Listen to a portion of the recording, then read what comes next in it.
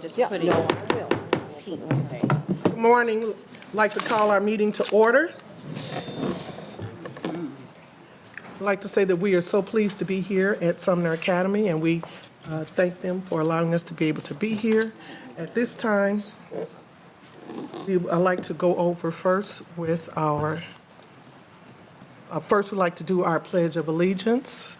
The flag is here. If we all will stand, please.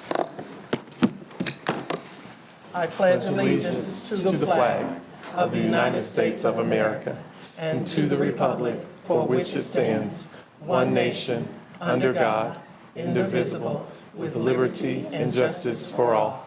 Thank you. This time, we will have our roll call. Harold Brown, Maxine Drew, Present.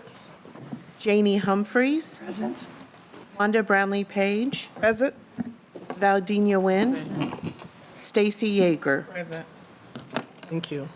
Before we go through our, for approval for a regular agenda, I want to go through our board norms and protocols, that we agree to respect the differences of opinions in making decisions for the district, to follow best practices in managing the superintendent and the management of the board itself, to stay on task when conducting business for a district, including while at board meetings, to never surprise the superintendent or each other when conducting official business of the district, to read these norms at the beginning of each board meeting and at board workshops as a reminder of how to conduct our meetings, and to continually self-check to determine if we are following our norms when conducting district business.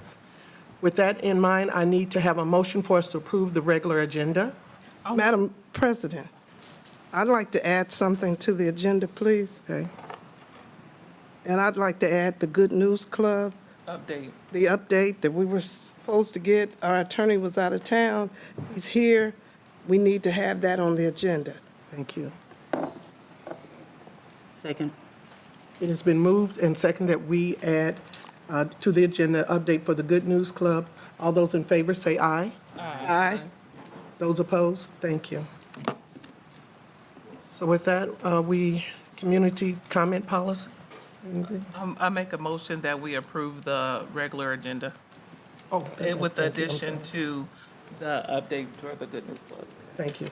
The motion has been made. Are there any questions? All those in favor say aye. Aye. Those opposed? Thank you. The motion has been passed. Okay. So therefore, we are now ready for the legislative update by Mr.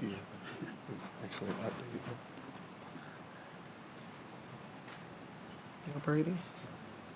Okay, thank you. We are now ready for the strategic plan by the Greenway Strategic Group.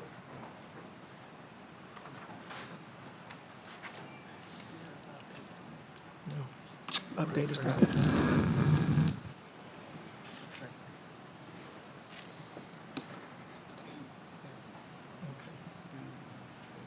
Good morning, board members and Dr. Faust. It's Morning. good to see everyone this morning.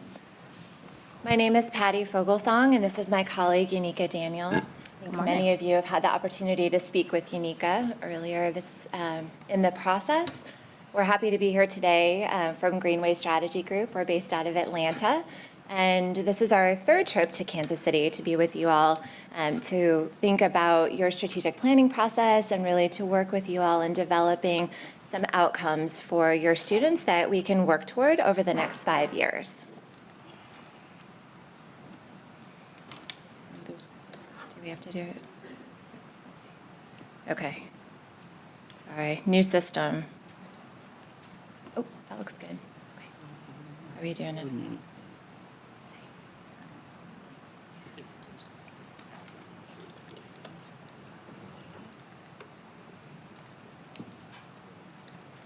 Thank you. All right. I'm going to talk just a little bit about the overview of the process, and then I'm going to turn things over to Unica to walk through some of the data and show you where we've ended up in terms of some draft components of the framework. And then we will be happy to answer any questions that you might have. So our project overview, I think some of you saw this when Martha Greenway, our founder, was here several months ago. We have 3 distinct phases in which we do our strategic planning. So the first is our analysis phase, and we look not only at what's going on in the district, but also what's going on regionally and nationally that may affect what's happening in the district. And we call that our environmental scan and our organizational assessment. And we'll talk more in detail in a few minutes about what data we actually looked at and what trends we're bringing forward for consideration as part of the planning process. Once we have all of that data, we analyze the implications of what we're seeing. So how are the students performing? What's happening in the workforce development trends? What's happening with your employees? And how does all of that fit together to tell a story about what's happening in KCKPS? So that's really where we focused our work from July through September. And then we came back to the district just a few weeks ago, and we worked with an amazing group of your staff, and we had what we call a design session. So we went through all of the findings presentation, similar to what we're going to show you today. And then we had some facilitated exercises where we asked people to think about strengths and weaknesses, opportunities and threats. We looked at the political and economic, social and technological influences to the district, and really took a hard look at the data. And then based on people's experience and their reaction and their participation in those exercises, we came up with a set of draft priority student outcomes and strategic themes that we'll talk about in a little bit. So we're really right in the middle of that strategy development stage. We're here today to talk about some of those components. And then once we finish settling and finalizing these components, the priority student outcomes and the strategic themes, we'll work with staff in teams to develop strategic objectives and initiatives, which are the more detailed methods by which we're going to achieve change for children. And then once we're finished with that, around the December timeframe, we'll move into our action planning phase in the springtime, and that will be for any initiative that's going to launch first. So we have quite a bit more work to do. We're looking forward to working with the staff, and we'll be coaching, and they will really be doing the hard work of researching, developing the initiatives, using their expertise and what we know about KCKPS and our students to develop a really, really good plan, and we'll be here to support them in doing that. Okay, so I've mentioned strategic plan components a couple of times already. This slide has a lot of definitions. Where I would like to focus you today, we're in that direction piece. So you all have a mission and a vision. We're working, to make sure we stay true to that as we develop the strategic plan. What we're really going to talk about today is how we've arrived at our draft priority student outcomes and strategic themes. So our student outcomes are what we ground the strategic plan in. This is the reason that we're doing the work. We want to achieve certain things for our students at the end of this strategic planning period. So these are outcomes, they're specific and they're measurable, and they drive everything that we do. The second thing that we're going to talk more about in detail today are the strategic themes. So these are the areas in which we need to do the work in order to realize those outcomes for our students. Once we finalize those two pieces, as I mentioned before, we'll move on to the strategic objectives, which are choices about how you're going to address those strategic themes and what are the main things that you want to accomplish within each one of those themes. And then the initiatives, which are the specific projects that staff will undertake to accomplish the objectives. And then the action plans. So at the really detailed blueprint about how you're going to do the work moving forward.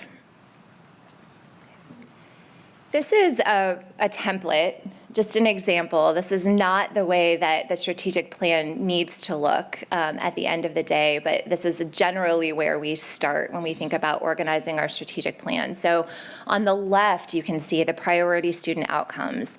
So that's really, it's there on the left, and everything to the right of that contributes to making sure that we achieve those outcomes for kids.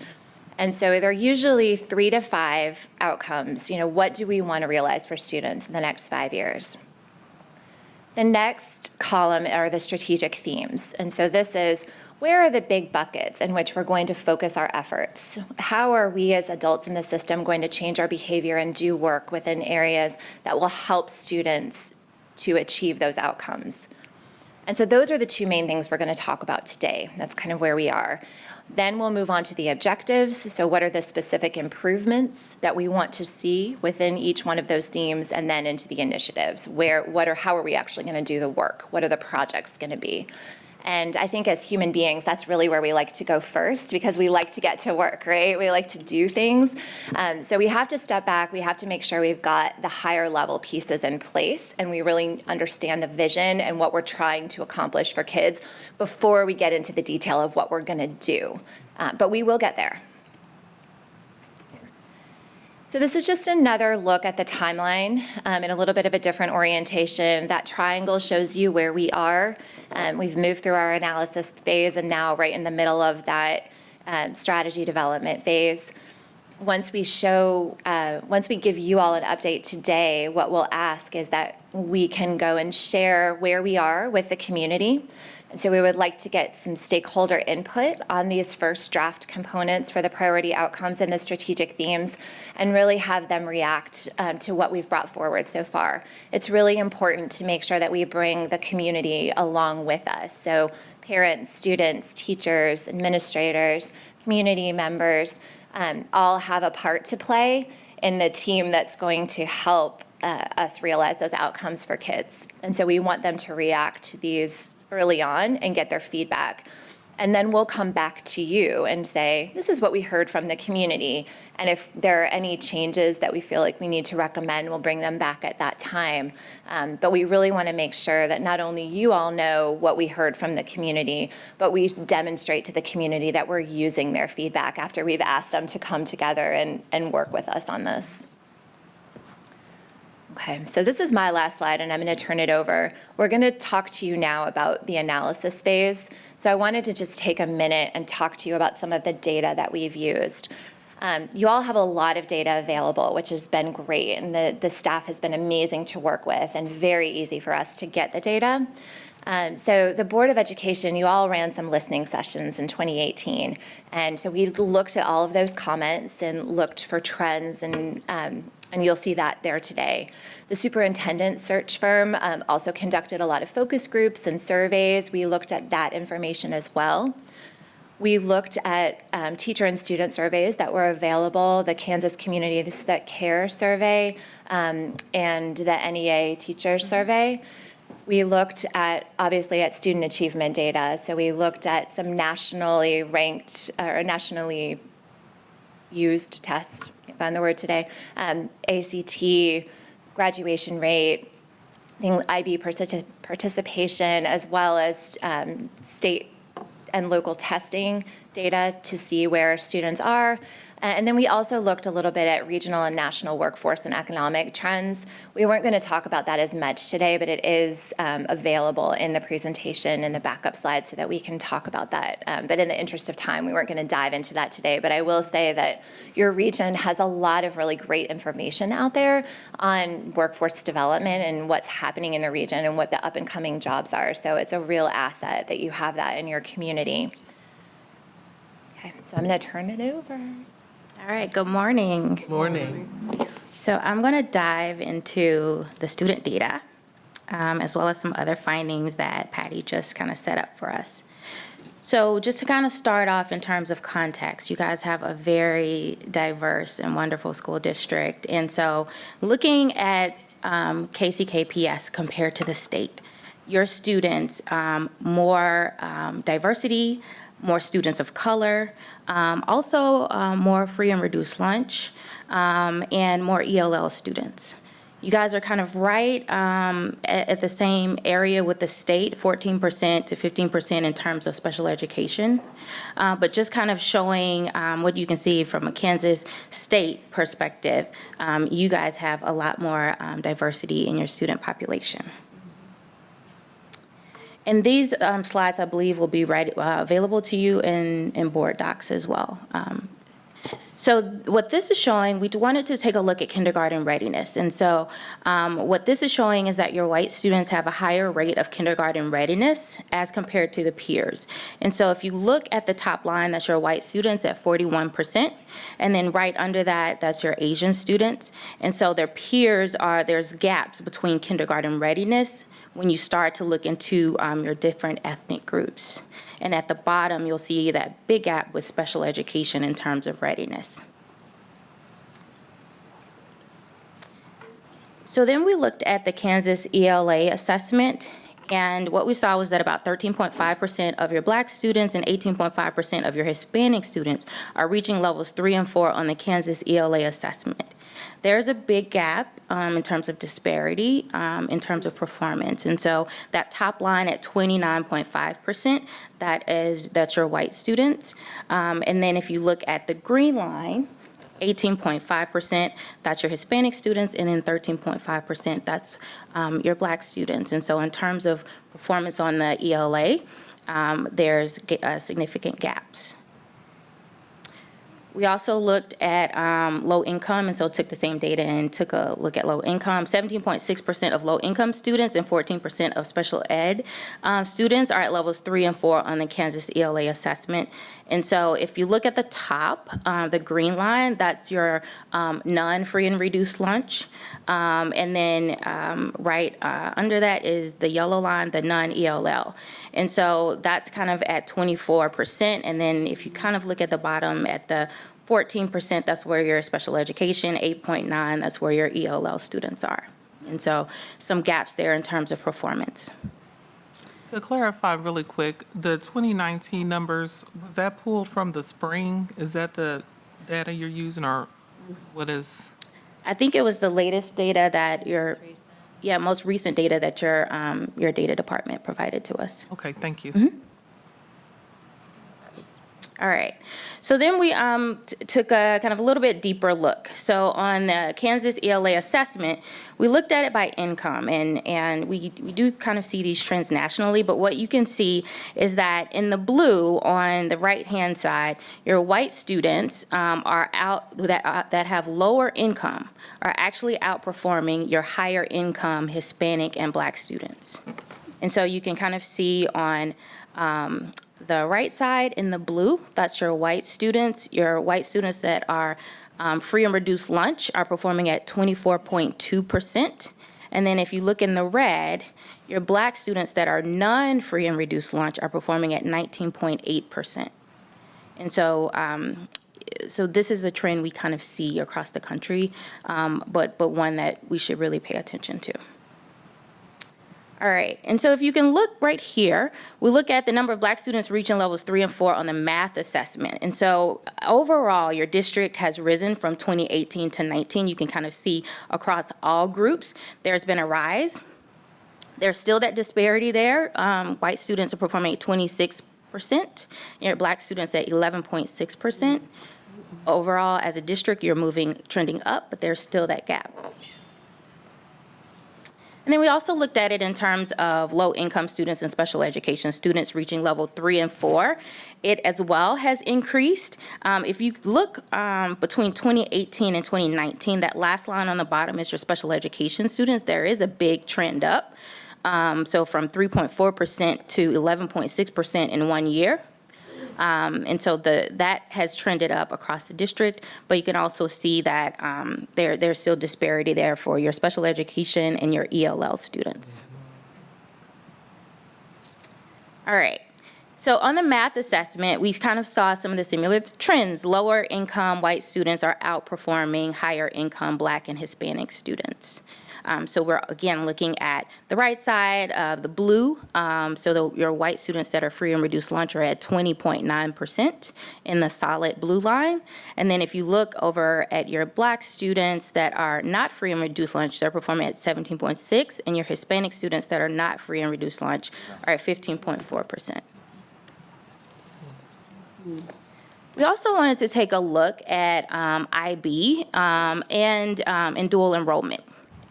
And so what this slide is showing is that about 10% of your Black students and 11% of your white students took at least one IB or dual enrollment course in this last previous year.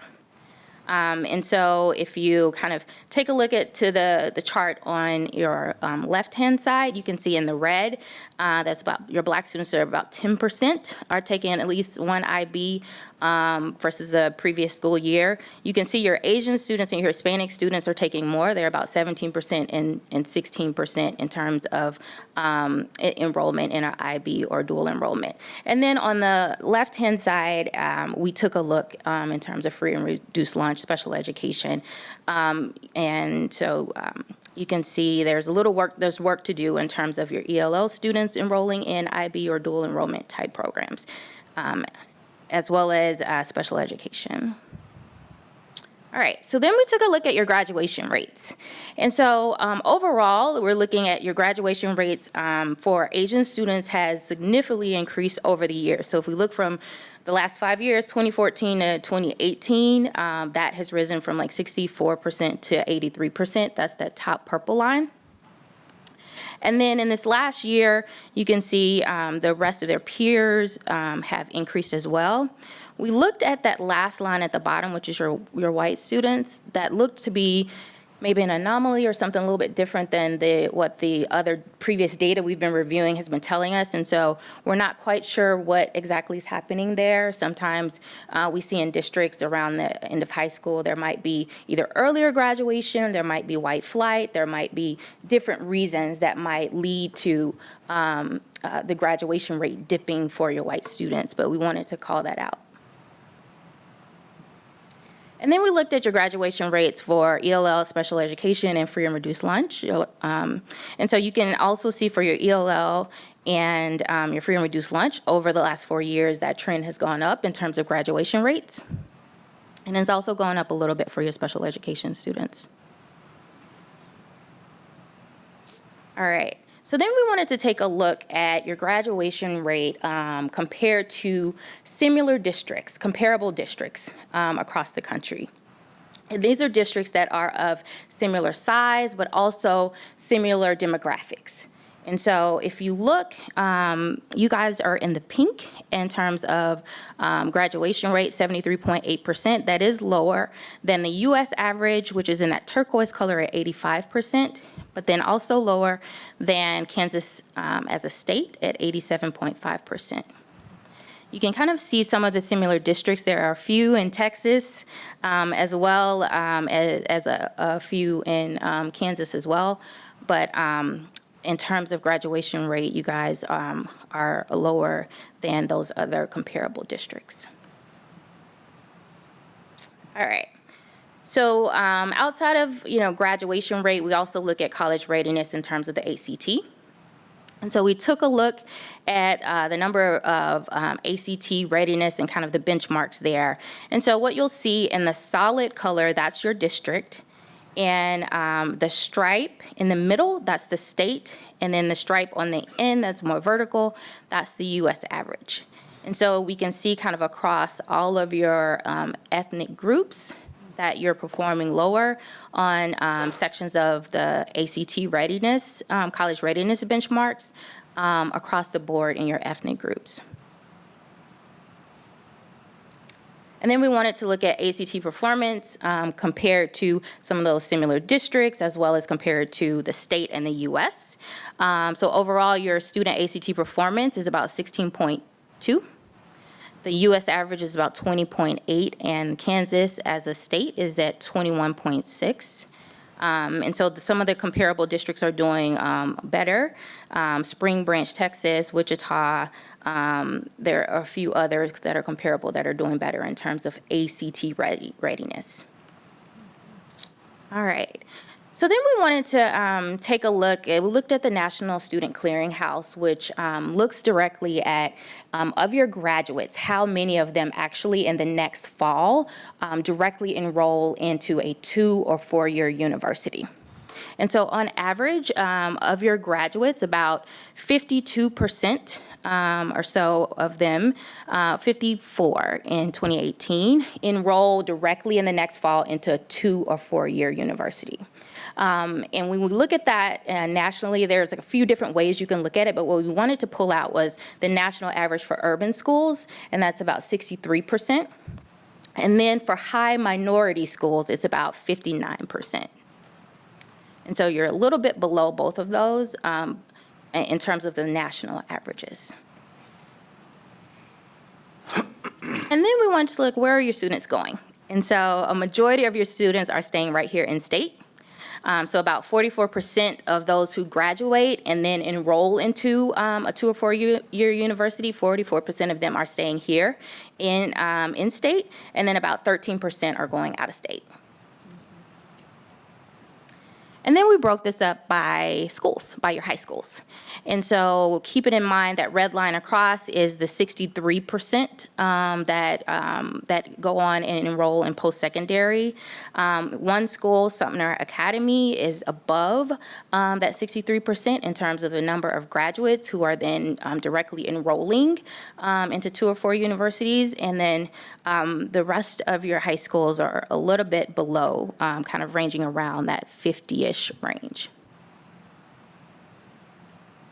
All right, I'm going to turn it over to Patty to go through a few other slides on the data. All right, so I know the Diploma Plus program is something that y'all are very proud of, and I know that we're still gathering data and input. We wanted to give, at least acknowledge an update of where Diploma Plus, how that's looking right now. So this is broken out by school in this chart. And so we have the percentage of students participating in Diploma Plus with the ACT 21 Plus, getting college credits, getting a certificate or credential, participating in internships or projects, and going on into the military. So you can see that about half, or just slightly under half of the students in the district, 46%, are participating in the Diploma Plus program. For the other measures, there are lower percentages right now, but I know that we're still building those programs, and I expect that Diploma Plus will rise to the forefront in terms of when we start talking about strategic initiatives and where we really want to focus some efforts in building out this program and having opportunities for students. Okay. So we also took a look at attendance rate. So the good news is that you really want an attendance rate of around 90% or higher, and that's where you are for nearly all of your subgroups. And so the great news is that the students are coming to school and they're here participating and learning. So you've got just a fabulous opportunity to think about engaging your students in the next step of your of the strategic plan and the initiatives that are coming forward. Okay, so we also took a look at discipline.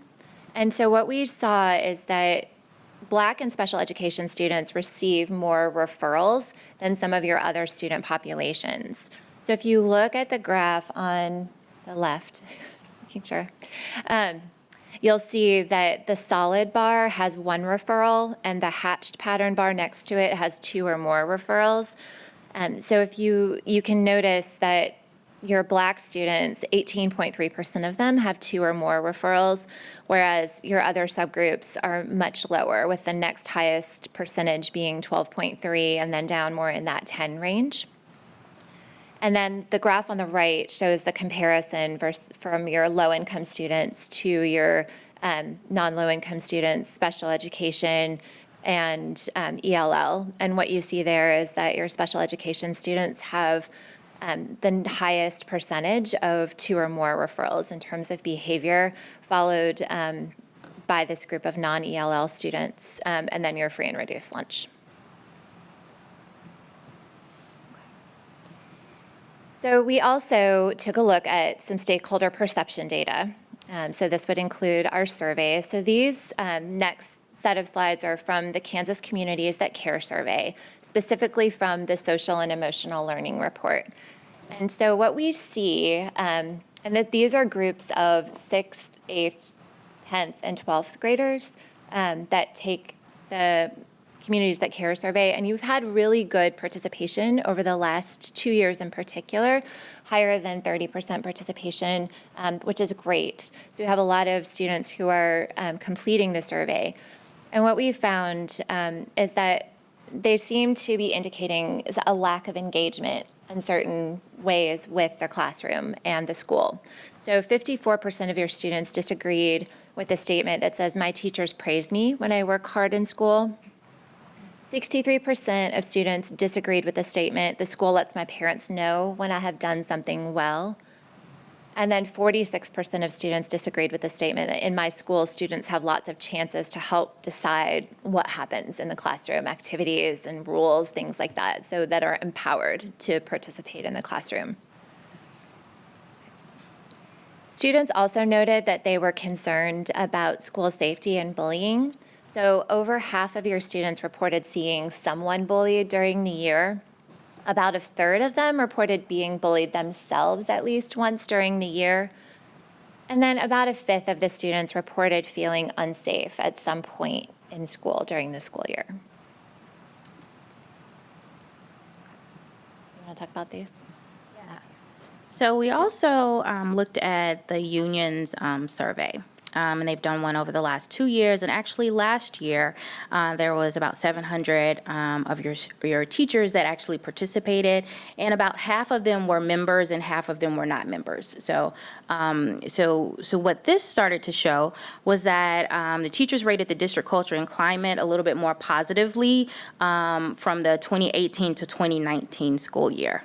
And so in terms of positivity, somewhat positive or extremely positive, those numbers jumped up in this last school year. And a majority of your teachers rated their building climate and culture positive kind of year over year. We tend to see that in districts. A lot of times teachers will feel really great about what's actually happening in their building, and that supersedes a lot of times what may be happening in the district overall. And so we tend to see teachers rate sometimes the school building climate and culture a lot higher than district culture. And then about 87% of your teachers indicated they feel safe in their building most or all of the time. And so all of the time or most of the time, those two on the left-hand side are showing pretty high. Then we took a look at your teachers of color over the last 4 years. And so teachers of color make up roughly about 20%. That has kind of remained flat kind of year over year. So from 2016 all the way to 2019, that number hasn't shifted that much. And then we took a look at turnover. And so for the last 3 years, your teacher turnover rate has been increasing. The national average, national attrition is about 16%. You guys are right at 17.2%. The national attrition at 16% consists of about 8% of teachers that actually just leave the workforce altogether, the teaching force. And then the other 8%, it's kind of hard to account for, maybe leave the district or go to a different school. And so that number is a little tricky in terms of national attrition. To be fair, we did not put in the 2019-2020 school year. A lot of times that number is still calculating really, because you'll see a couple of months after school or even at Christmas time, you may lose a little bit more teachers, and that's kind of a national trend.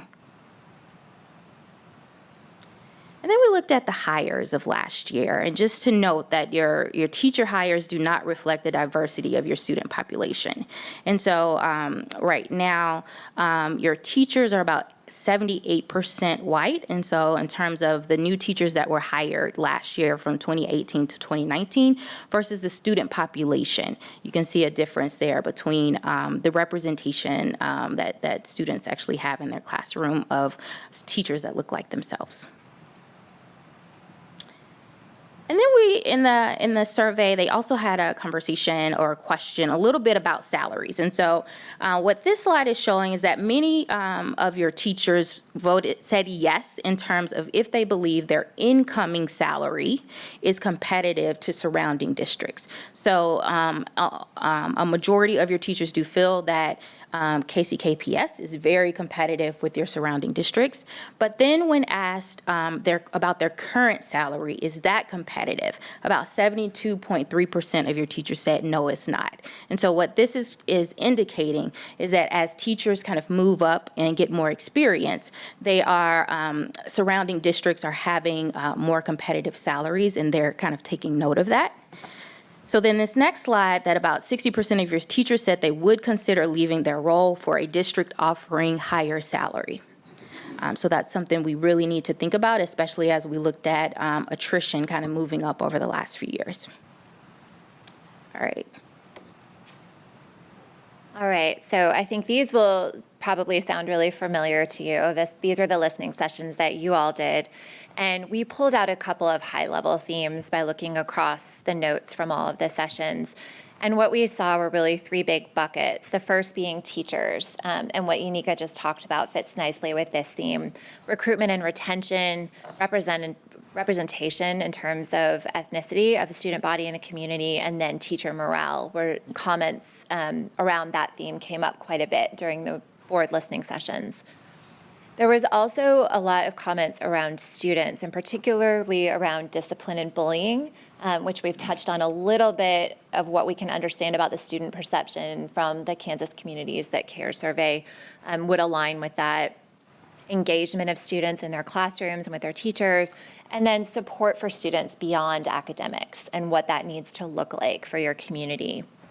And then there was a big theme, just an overarching theme that talked about establishing a culture of excellence in all of your schools, and that was important to the constituents that came out and attended your listening sessions. The next couple of slides, the data comes from focus groups run by the superintendent search firm. And so let me just explain the chart to you. Across the top are the different groups that they conducted the focus groups with. So central office employees. The second group was business partners, the Hispanic and Black chambers, government officials, and higher education. The third is parents, community members, and neighborhood groups. The fourth was the community vision team and the bond and finance committee. And then we have the students. There was a group of faith leaders, administrators, teachers, and staff, the meet and confer team, and then the teacher representatives, the NEA, KCK. Down the left-hand side of the graph or of the table, that is the area of strength. So this particular question that the search firm asked, they said, what are the most common strengths of your district that we really need to know about when we're searching for a superintendent? So the ones that really appeared more consistently among all of these groups were the student-centered culture, so that you all really care about your students and really have a vision for them to be the best that they can be. And there's an X in each one of those groups for that group if they noted that theme. And so another theme that came up was about the dedicated staff that work in the district and that their commitment to student learning. The diversity of the district was seen as an asset. This has come up, I feel like, time and time again, that you all really value the diversity that you have and consider that to be a big advantage in your district. The close-knit community of the district, we'll talk about the community in a further slide, but that feeling of family that you have here is noted by several groups and is very important. And then fiscal management came up with a couple of different partners as well. So this slide talks about positives of the community. So last slide was positives of the district.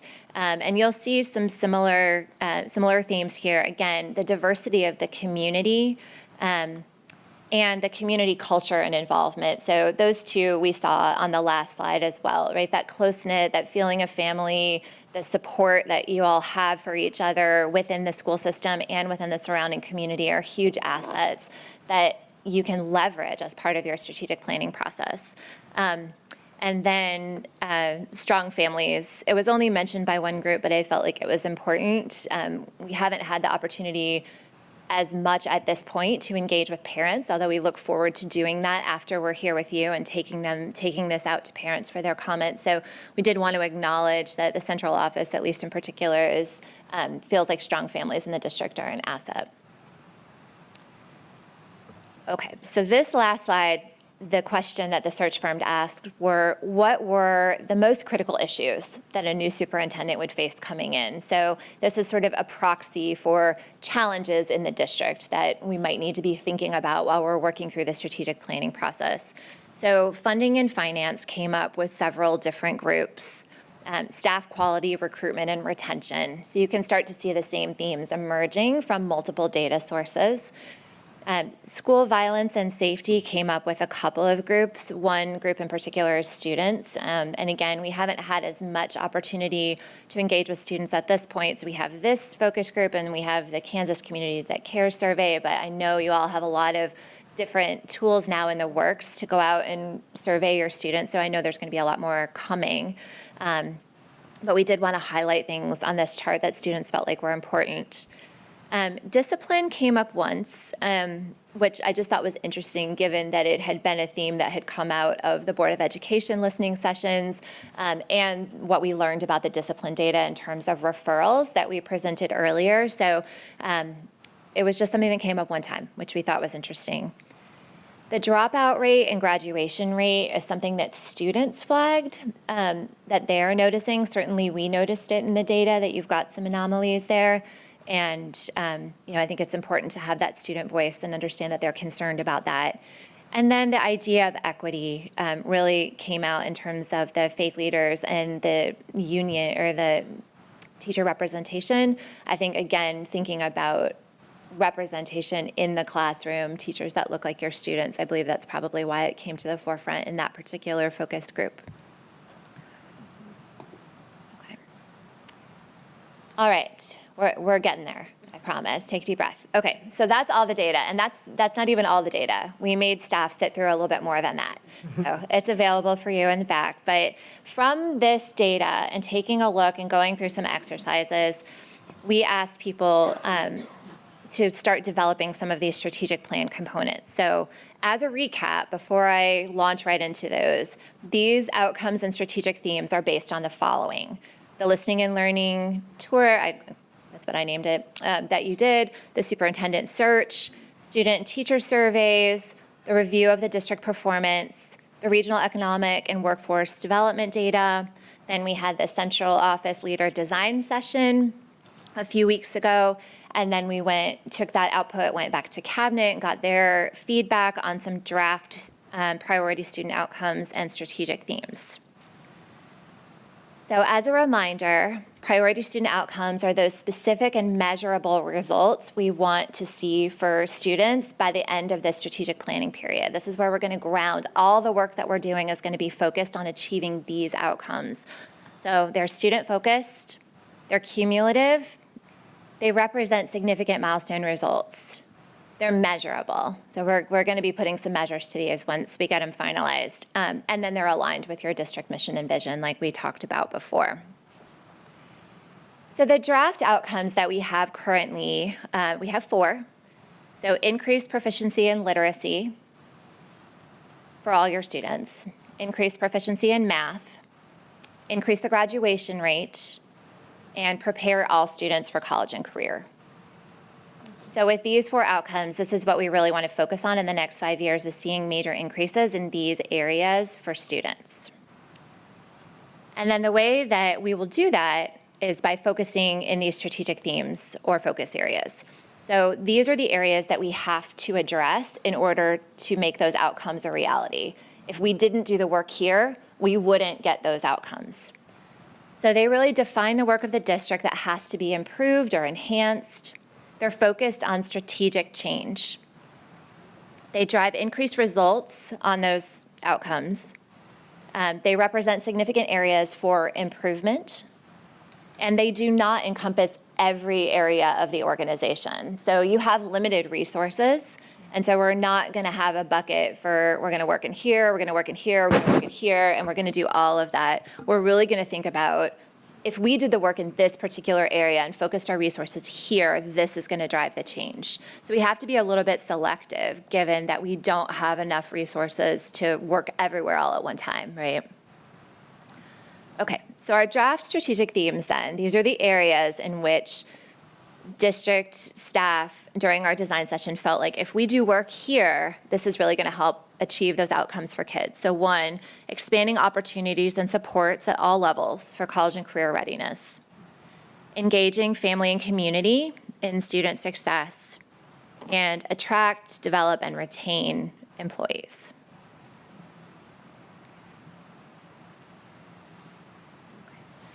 So in terms of a draft framework, this is what things start to look like, with your priority outcomes on the left and everything on the right supporting those, your strategic themes in that middle column, and then once we finalize these, we move on to filling in those objectives and initiatives like we talked about before. So what we would like to do after we speak with you all today is we would like to coach the district in having community input sessions to go out and gather feedback on these priority outcomes and on the strategic themes. And then we will take all of that input and bring it back to Dr. Faust and his team and tell them, this is what we've heard.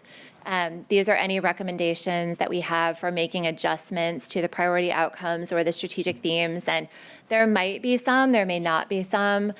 We also, in those community input sessions, give people the opportunity to start generating potential strategic initiatives. We don't call them that, but we ask them questions that allow them to start thinking about what ideas you would want to see happen in the district, and we utilize those later in the process. So we're allowing people to come in and be really honest and react to these. What's missing?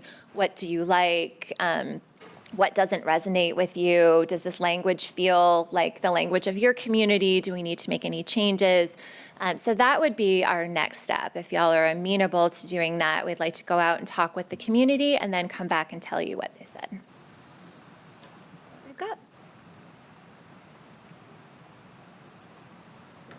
Any questions? Wanda? No, I don't have a question, just a comment. First, thank you. And secondly, is it possible to get the information before we get here? Because you started and then we got it. So just if we could get it a little earlier. That was our fault.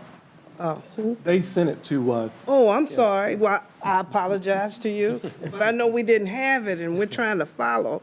It would have been a little lot. bit easier, so I apologize to you. No, it's a And lot. thank you so much. When you referred to the graduation rate, was that the four-year graduation rate? It was, yes. When you guys look at the data, I know you said there's some trends across the United States, but when looking at our specific data, was anything alarming or surprising that may have stood out as unique to our district? So I will say that, alarming or surprising, I think that, so we were a little, I think I noted, a little confused about some of the graduation rates for your white students. And so there was something there that we're not quite sure, kind of given the data, what's behind that. I think that, alarming or surprising, I think the disparities kind of across the board are things to be, I think for me, like alarming. And we do see it across the nation, but I think the gaps are really big. So thinking about kind of what are the things that we can do to kind of close some of those gaps between our ethnic groups while we're still kind of pushing our students to continue to rise and do better. I think one of the things that was interesting is that the students kind of mentioned a little bit about maybe bullying and some of those things. We didn't see that much on the teacher side in terms of safety. Sometimes you'll see it on both ends, and so there's like maybe a perception gap there between maybe what students are feeling in school and what teachers are also experiencing there. Right, I noticed that as well. So would that be one of our priority outcomes as well? To improve the culture and climate for our students as it relates to bullying. I know we have a number of initiatives that we've started this year with rallies and things of that nature. But would that be for the board to decide additional things to be added to the priority outcomes beyond what the recommendations are? So I can I can answer that, and then Patty can correct anything I say. Oh, no, no.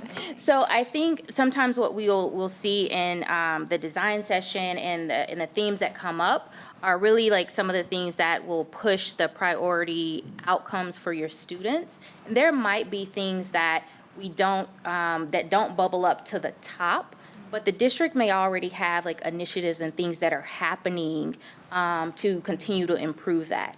And so it may not be that that's something that rises to the top in terms of one of the key things that'll move the priority outcomes, but you may decide in general that there are initiatives or things that are happening in the district that we should continue to invest in and to kind of continue to kind of try to correct or make better from your culture and climate. It just did not arise in terms of all the data and all the things as one of the top things that we can address to then move the priority outcomes for our students. Right, and I want to thank you for the information you've brought. It appears that it's similar to what Dr. Faust's plan has been when he came on, is to increase this literacy with initiatives and with strategic planning, the math proficiency, graduation rates. Dr. Hookfin talked a lot about that in our meeting. So it seems like we're all on the same page for where we need to be. And I think it's very important for our community as well to see our numbers and data to see where we were lacking, and that moving forward, we need a strategic plan in order to ensure our students are prepared, not just at high school, but every level, passing the baton, kindergarten through 12th grade and beyond, that we need that emphasis on student achievement to be successful within the schools and the community. So thank you. Dr. Nguyen? And thank you. Let me follow up with what you said so I'm clear. So when you see contradictions in the data, what is your next step? Do you just sit them there?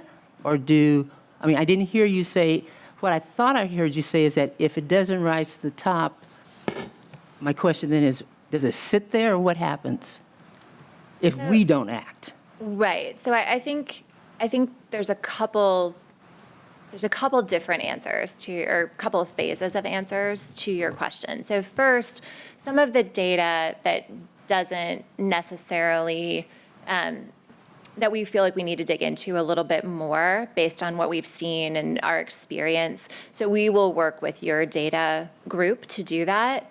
And that will really probably fall more on the district because y'all are more comfortable, more knowledgeable about your data. So our recommendation is figuring out a little bit more about, is this a real trend? Is there an artifact in the data? Do we need to go back and pull it again? So just flagging. So we'll work with your team, the data team. Okay, stop there. Yes. So where then do we see an addendum to this data, or where does the board get that further delving into it? When do we get it? Sure. Not today. But I think there's really only one piece of it around the graduation rate data that we were curious about. So I think we can go back and work with the team here and dig into that a little bit and then send it back to you. Well, that's what you said you were curious about, but there are a couple other points that you raised about student perception, teacher perception. So there are some key data points that impact the other.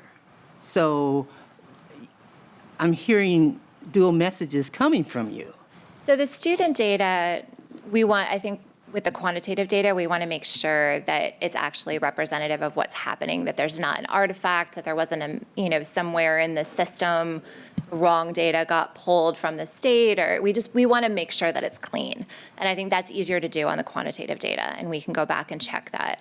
With the perception data, all we have those are people's perceptions, and we have the tools that are available to us right now, which is that Kansas Communities That Care survey and the NEA, the survey that they do. So there's no further clarification that we can do with the perception data, but you as a district are working on multiple surveys to really go out and engage your different groups of stakeholders, which I'm really excited about. And I think that work that you all are doing will help us to understand perceptions in a clearer way than we do currently. I think the other way that we are going to address the perception data and engage people in this process is through the next step, which is the community input to this piece. And so we will have a student component to that because Dr. Faust has a student advisory group that we'll go through. We'll talk to teachers, administrators, community members. Everyone will be invited to come and respond to this framework and to share their perceptions of this framework with us, and that will be the most valuable thing for us moving forward. And so they will be able to say, you know, if there's a group that feels like, oh, no, you know, you got that wrong. We know that showed up on the survey, but that's not really, we don't really think that's representative. We're here to tell you, like, we don't think that's a big deal. Or we might hear when the community group comes, gosh, I really expected to see something else on here. And I'm here to tell you that I feel like it should be here. So that's really our next step in engaging stakeholders here, is around this framework and hearing their voice and incorporating it. And then we code each one of their individual comments that they make. So we have recorders from the district, I should say you all have recorders, that will write down each and every comment in small groups as people participate in the feedback sessions for this. And then our team will code each one of those comments. And then that is the data that we'll bring back to you and say, this is what we heard from our community. We heard that this resonates with them, or this phrase didn't sound right, or they really felt like we were missing something around X. And so we would like to consider now with you all incorporating X. So that's really the best way to do it. Thank you. And before I ask your next question, I guess my comment to you, Dr. Faust, and in response to Dr. Yeager's, that one would think that we would be informed more along the way, so that we're not presented the data here without knowledge that you had this, that, or whatever step along the way. Got it. So that's loud. One of the things that I really want to commend the board on is now we have your attention. So this is good because you're asking the right questions. Prior to it, it was, and not a slight on the board or anything, this is what transparency looks like. And so what we're getting is, this is the initial, so we call this the topological line. And so it'll be this layer, then it's going to be another layer, then it's going to be another layer, then there are going to be people in the district after they've trained us to, who will take over, and then we will pull out. But if we're looking at the student portion, the district has not defined what bullying is. There's not a policy that outlines bullying. So what you have to be able to do, so if someone comes up and this happens across the nation, and in other districts where I've worked, just because I come up and I say something about you or to you and I say it 2 times, then you can call that bullying. But is that the definition of bullying? And so we have to define what the bullying is before we say it. So right now it's just, this is all topological data. Well, some of it is. The student data, but when we're doing the qualitative data, that's all top, because we didn't dig any deeper. So the board, yes, there will be more sessions. This is just a compilation, but I wanted you to be able to see it. So now that you'll have an idea of where we are, what we're doing, and why it's needed. But this is a long process. This is not. Yeah, we realize that. Right. We've been here. And so it's going to go even deeper, but the transparency is what I wanted us to be able to see in the beginning, so that now you don't have to ask, so what's going on at this school, or what was this? We know that special ed is had an issue. So now you can ask, so what are we doing about this school's data? I noticed this, so can you share with me? And that's what this will do. This holds us accountable for student success and community success, because now it's telling us this is what our community, well, they hadn't gotten to the community portion to it, but they've talked with the board.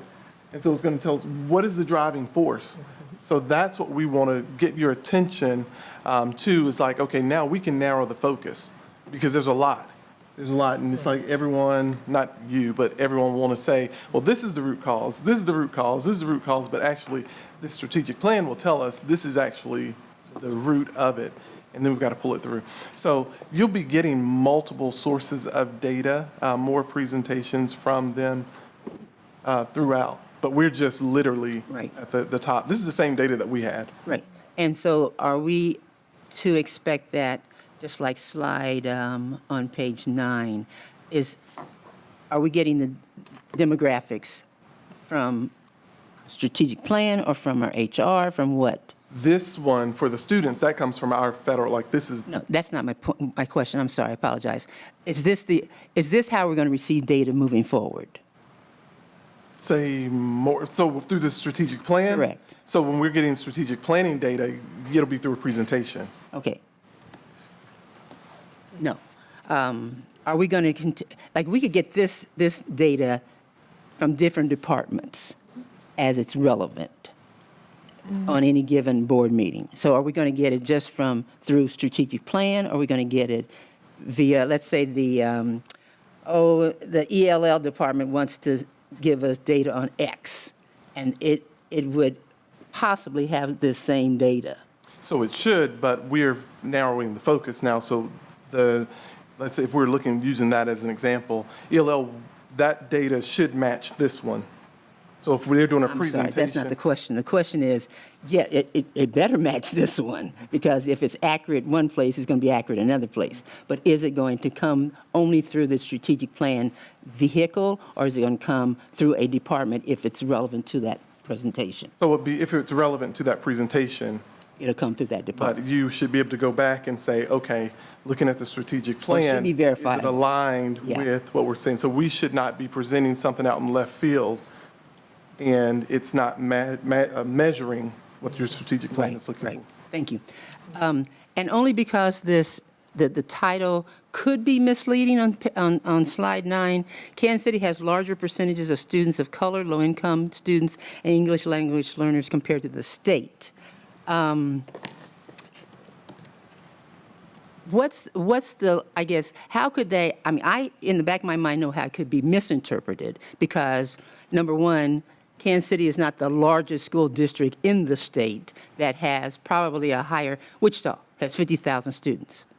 Other districts, but especially Wichita. So one would think that it too would have a larger percentage of students of color, low-income English language learners. It might. No, it does. I believe With you. 50,000 students and majority minority, it does. So this is what I'm saying. Perhaps that label would give one the impression that we would have the largest when we don't. Oh, I see. Okay. We can think, yeah, we can make a word change for that. Well, you know, it's not so much the word change, but the manner in which you presented, it may need an additional slide to say that there is, I know for one, there is a larger district that has twice the number, if nothing else, of students and students of color. Sure. Our goal with this slide is to make sure that you all understand what your population looks like relative to the state, because we compare you on multiple Exactly. slides to the state so that you Exactly. can have in the back of your mind, oh, yes, we have, we've got some differences from the state as we move through the data and see those comparisons. So, yeah, we'll take another look at So that. I'll flip with a positive, comparing Wichita and Topeka as comparable are clear, without knowing a Spring, Texas, or a whatever, or a San Jose, without, again, an addendum for us data freaks, it would clarify and help to explain how it is comparative. But I think actually to help with that, and I think that's really good. The problem with, so when we look at, I know a little bit about Spring, their population, the number of students, so I think they're like at 20-some thousand, or Wichita may be at 40. I think they're 40. 46, 50,000. For their kids. So their percentage, our percentages are higher. Their student number is greater, but our percentages will be higher. That's why I say clarity is most important, because that could be incorrect. The data that some of us get, it is not reflective in some of those things. So just clarity. Thank you. Okay, anyone else with questions or comments? Okay, I would just like to say that thank you first, as well as what everyone else has said, that we have received some clear and explicit data in order for us to be able to know the direction that we're going to move into. It is necessary for us to be able to have research so that we'll know where we're going and so that we can definitely move in that direction for a greater success. And one of my strongest inputs that I would like for us to do is to include the community. And I like the fact that you're going to do that so that we can bring forth all of our stakeholders involved so that we can move and make sure that our students are going to graduate. And then I like the idea that we're looking from not, as Dr. Yeager said, not just from high school, but all the way through. So again, I want to say thank you. Anyone else? Okay, with that, we will, if there's nothing else, we thank you for your presentation. And we look forward to having more information in the future. Thank you. Thank you. Okay. So on our agenda next is the welcome and update from Mr. Rick Malone, principal of Sumner Academy.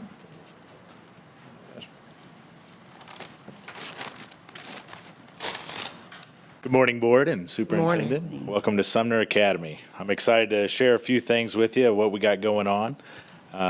As you're well aware, Sumner Academy has been a top-performing high school for well over a century. Even when we started at 9th and Washington as Sumner High School, it was a segregated high school, and we've continued that success as we transition to the academy model that we have here at Sumner Academy of Arts and Science.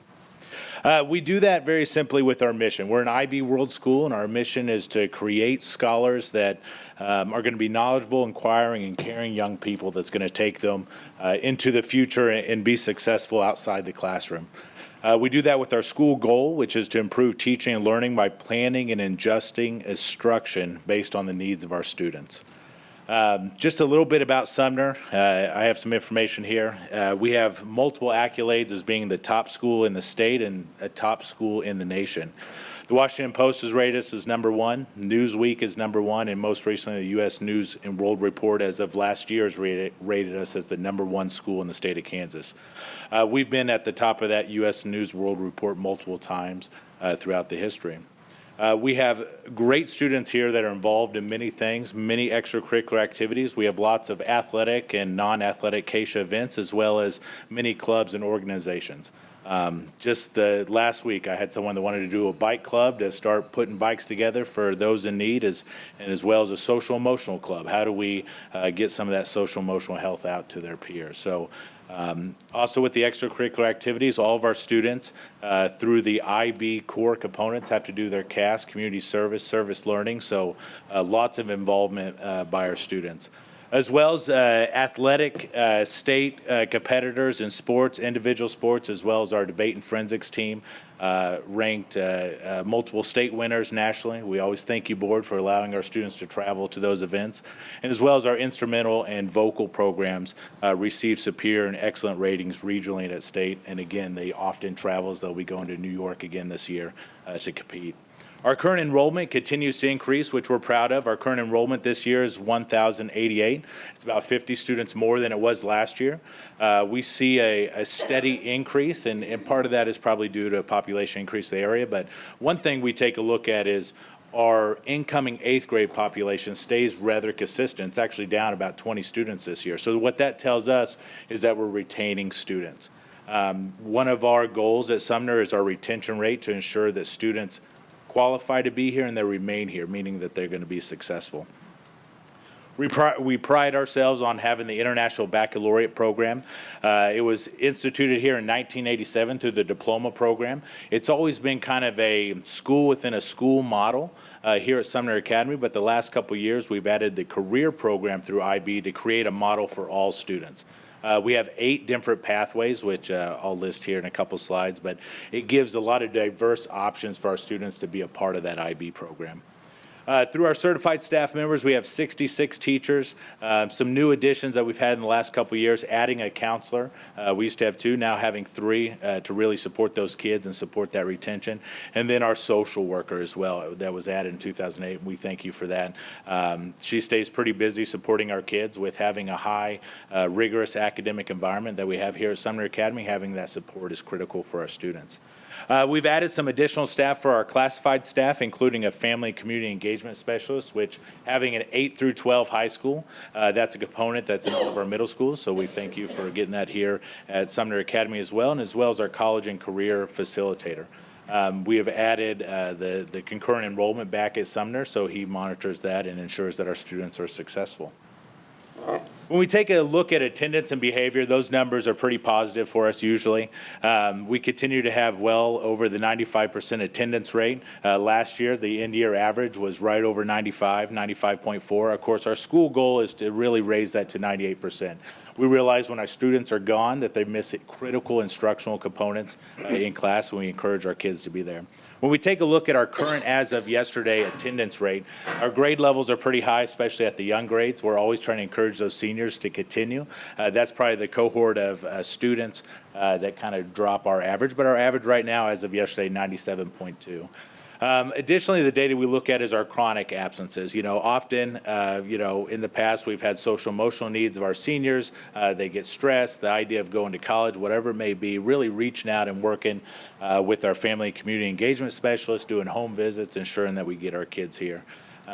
With that, we've maintained a pretty close to 100% graduation rate, encouraging that, their senior year, encouraging that they finish up. When we take a look at our behavior, total incidences, I think last year was 13. That number is probably a little lower because of the Infinite Campus and the rollout. Right now, we're currently at 9. I don't see it as necessarily an increase in behavior incidences. It's just ensuring that we're reporting those things so we can follow up with our kids. Our most notable offense is academic dishonesty. With stress, of course, students sometimes take shortcuts, and we try to coach them out of that and make sure that they make better decisions. Some data that we pride ourselves on that the last presentation talked about is our Diploma Plus data. We pride ourselves on the endorsement of the IB program. Adding the career pathways, you can see we have 8 different pathways. It's listed there on the right. We have all the project lead the ways here, as well as teaching as a profession, business, finance, graphic design, and public policy. So we've increased the number of students that have been a part of those programs. Last year, we had a total of 24, and this for the class of 2020. Quick math, 25 and 37, 50, 60, 62, if I did that right. I used to be a math teacher, that's why I got out of the classroom. I'm good at math, adding fast.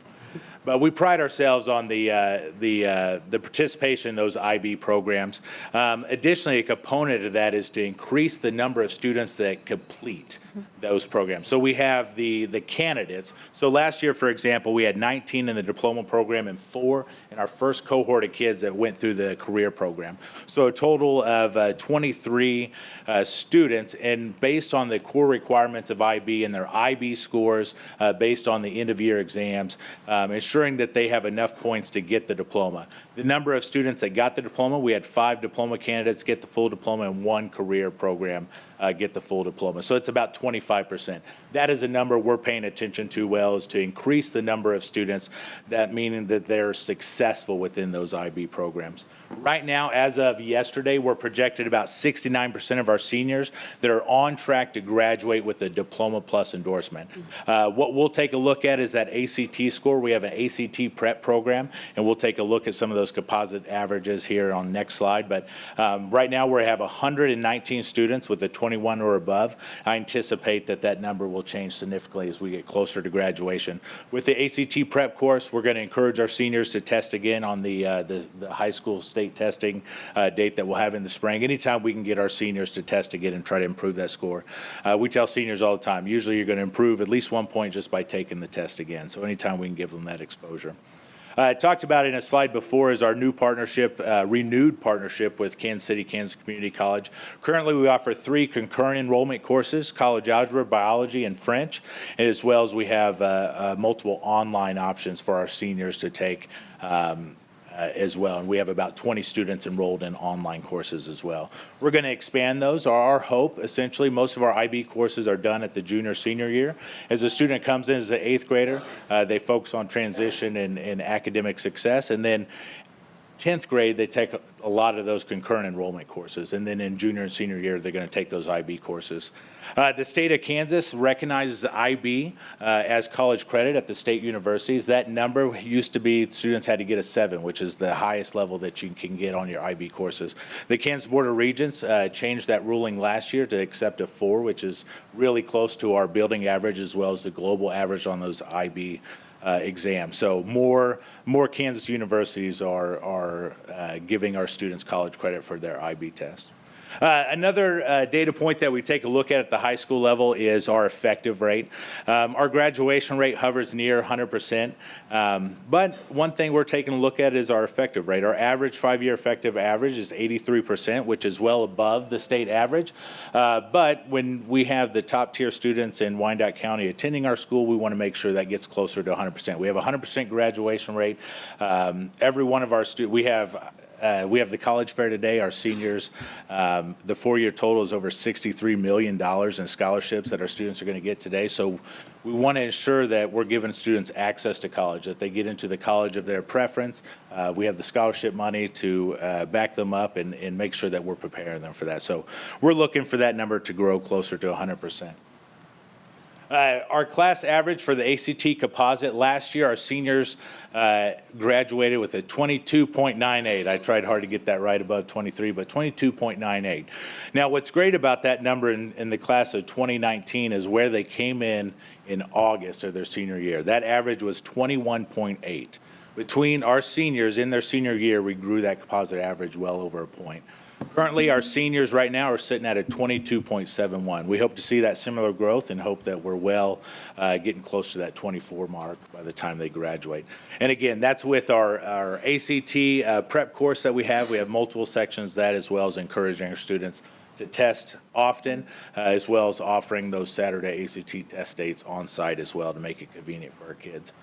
We talked about the IB courses, ensuring that we have a 4 in all of our IB courses, and that's concurrent for the Kansas Board of Regents, allowing taking IB courses for college credit for our Kansas universities. And of course, our goal is a 100% graduation rate.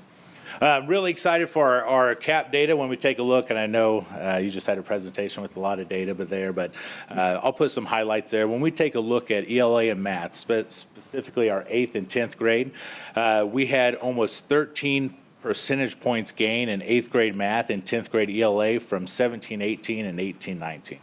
As well as a 9% growth in 10th grade math and a 6% growth in 8th grade ELA. And we accredit that to a lot of things. During those years, we have a halftime teacher that's also an assessment coordinator to really create an environment that's going to be conducive for our children.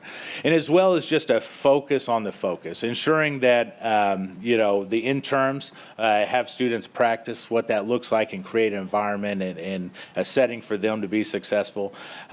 We've done all we can to do the quick gains last year. Now we have to dive into the work and talk about how do we improve instruction to ensure we continue to make those gains. Right now, the superintendent, of course, has set a great goal for us at 70% for our 8th grade proficiency rate and then 75% for our 10th grade proficiency rate. For our 10th grade, we're pretty close to that 75%. We got some work for our 8th grade, but we know as we continue to focus on rigor in our classroom, we're going to get to that goal. Additionally, our 8th grade, we've created an 8th grade academy here at Sumner Academy. So all of our 8th graders are actually on the 3rd floor, and they take all their core requirements up there on the 3rd floor. So we ensure that the transition doesn't get into the way of the learning. We focus on that transition to help with learning. Some of our drivers, we have 3 drivers this year that drive everything we do, and that's through our Leverage Leadership book that we work out of as leaders. And number 1 is around creating that culture of high expectations. We are one of the top schools in Kansas, but we have to continue to hold high expectations for our staff and students. Create a culture that's going to be conducive for learning and be engineers of success in the classroom. And of course, to really improve those CAP scores and improve our academic, we have to focus on effective Tier 1 instruction. And then PLCs, what do we use? How do we use that data to inform our instruction and ensure that we continue to improve? You've probably seen our students here wearing the blue. We have our student ambassadors. They were here greeting, and I'd like to invite our student ambassadors up to tell us a little bit about our culture, our climate, as well as college readiness.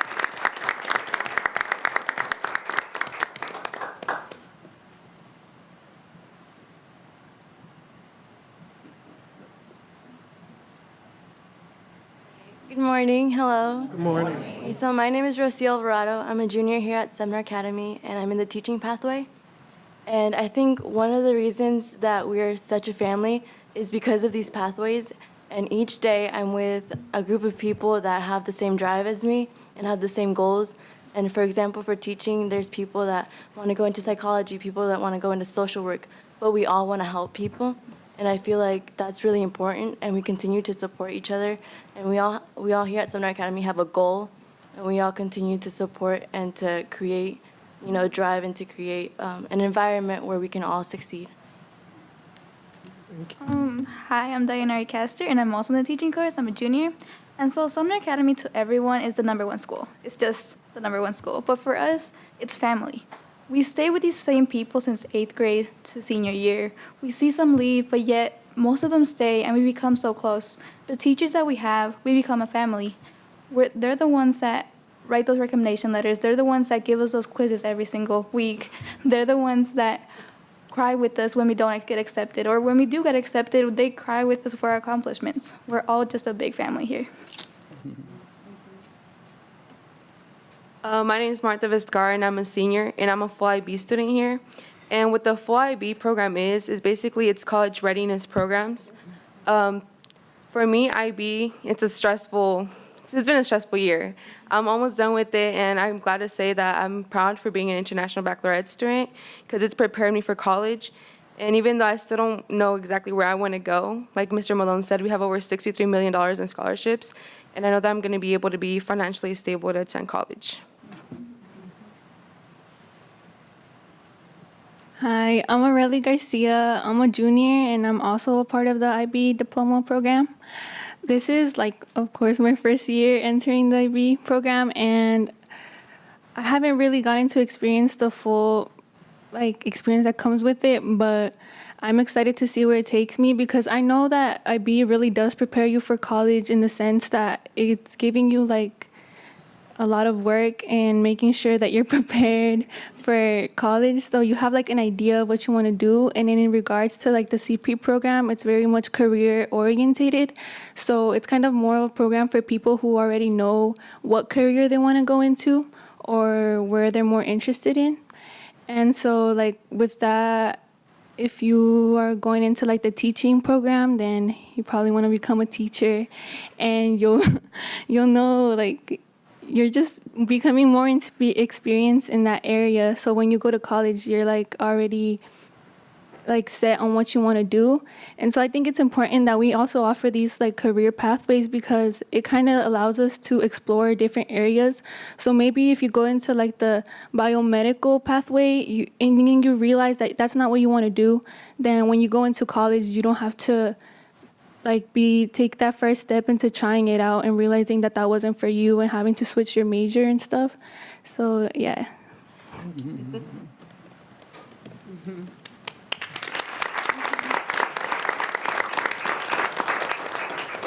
We often have visitors in our building, so we have, of course, our Sumner Student Ambassador Group to help kind of, they don't want to listen to me talk, right? The visitors want to hear from our students, so I appreciate another round of applause again for our students.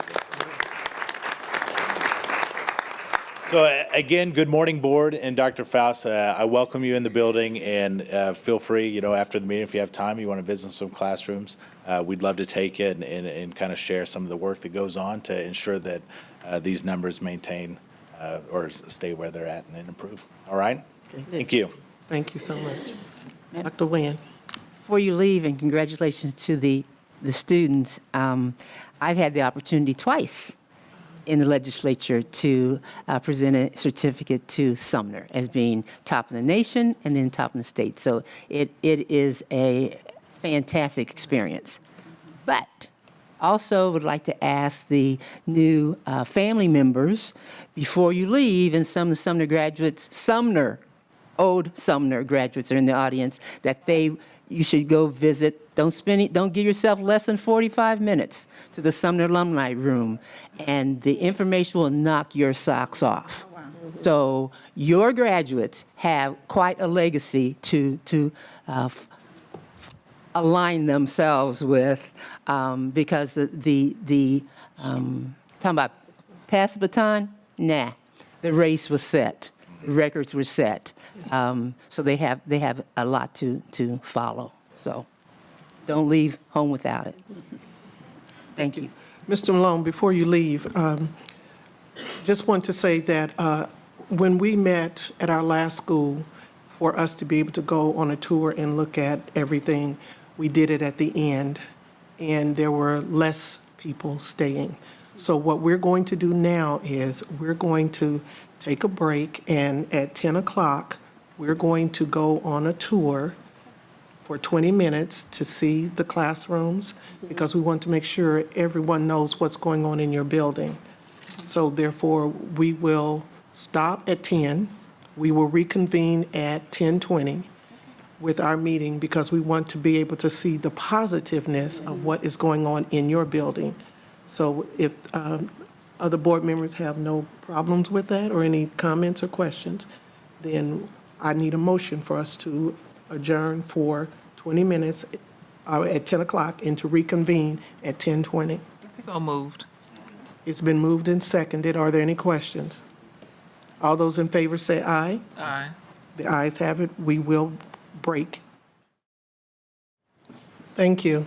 I'd like to say thank you to Mr. Malone and his entire staff. It was excellent to be able to go through the building and see some of the positive things that the students are doing and learning, and seeing how engaging that the teachers have them within the classrooms. We want to encourage at any time that there are any special events that are going on, whereas an invitation could be made not only to the board, but also to the community at large, so that they can come and see the success of the students here in this building. Again, we'd like to say thank you. With that in mind, we are now ready to reconvene. Could I get a motion that we reconvene, please? So moved. Second. It has been moved and seconded that we reconvene in our meeting. Are there any questions? All those in favor say aye. Aye. Ayes have it. Thank you. At this time, we will now have the Kansas City Public Libraries approved for Public Library Resources Report. Kansas City Board of Education, I'd ask that the Kansas City Board of Education approve the Human Resources Report and recommendations for the KCK Public Libraries as submitted by Carol Levers and as recommended by myself, Superintendent of Schools. I make a motion that we approve the Public Library Human Resource Report and recommendations. Second. It has been moved and seconded that we approve the Library Human Resources Report and recommendations. Are there any questions? All those in favor say aye. Aye. Those opposed? Thank you. Now we're ready for the approved payment for the bills for the library. I'd ask that the Kansas City Board of Education approve the payment of bills for the public libraries as submitted by Dennis Covington, Chief Financial Officer, and as recommended by myself, Superintendent of Schools. I make a motion that we approve the payment of bills for the library. Second. It has been moved and seconded that we approve the payment of bills for the library. Are there any questions? All those in favor say aye. Aye. Those opposed? Thank you. The motion has been passed. We are now ready for the consent agenda. Any questions? Madam President, Yes. I'd like to set aside item C and E of item C. Thank you. C and E of item C.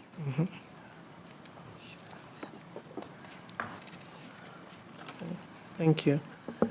I make a motion that we approve the consent agenda minus items C and E of the consent agenda, Of C. of C.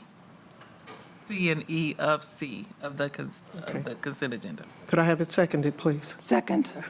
It has been moved and seconded that we accept the consent agenda with the exception of removing items C and E Of C. of C. Are there any questions? Sorry. All in favor? All in favor, say aye, please. Aye. Those opposed, thank you. Dr. Nguyen, you want to Yes, address C? I sure shall.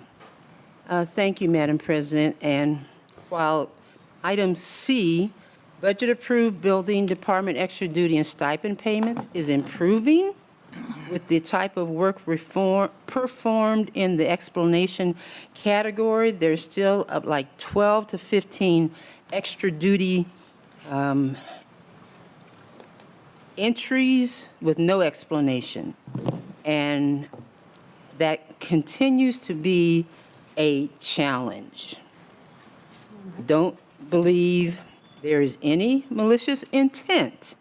However, in view of the audit, that rabbit hole is still there. If you have reference extra duty budget per hour with no explanation. So it continues to appear.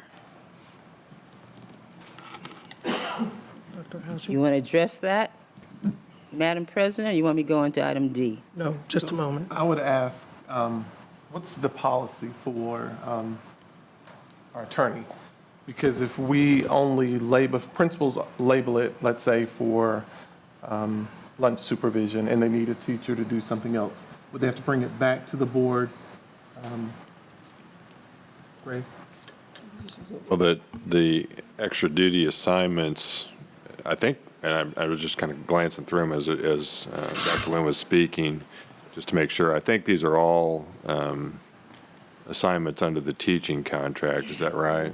Yes.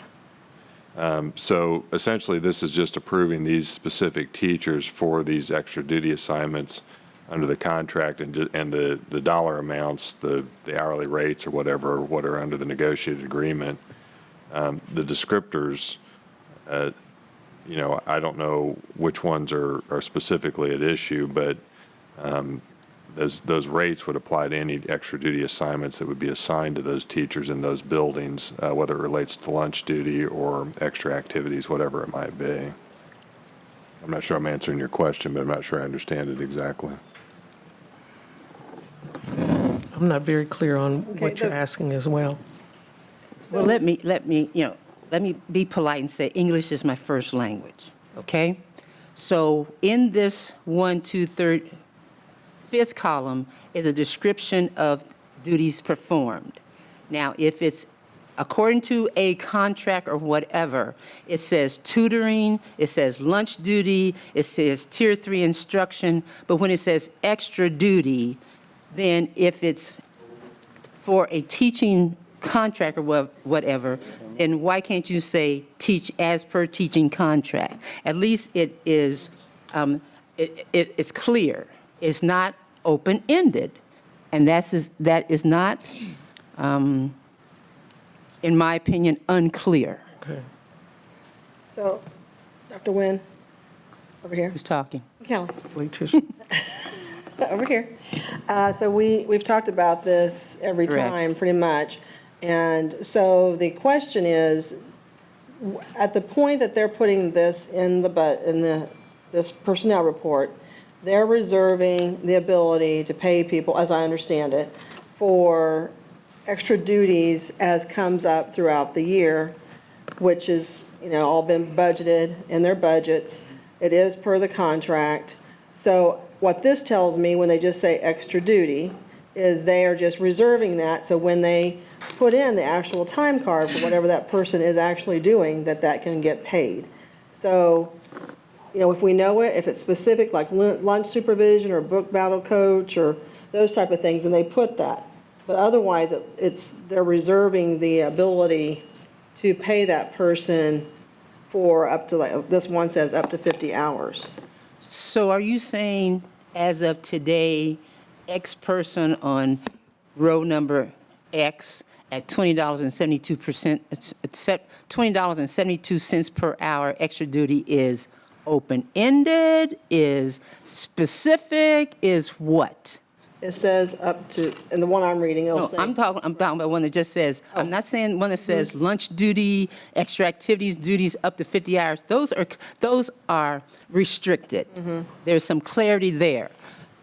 If you want me to look at, are you at 107? What number are you on? I was at 152, but I can. Okay, go back to 115. I'm not 114. Yeah. Just blank extra duty. This is what I'm asking you. Now, is it extra duty today, next week, next month, what? And as I understand the practice here, is that they put this in so that when that person, and we do validate this in the finance department, when that person comes up with a time card, that they have been approved for extra duty to be paid out. And so I understand what you're asking me, but I don't have any more details than that. And that's what I'm saying. If you don't have the details and you approve this, Well- you're asking us to approve blindly. But you- And again, trust is one thing, but trust needs to be verified. This is no verification. And again, with respect, is this holding a place for future employment?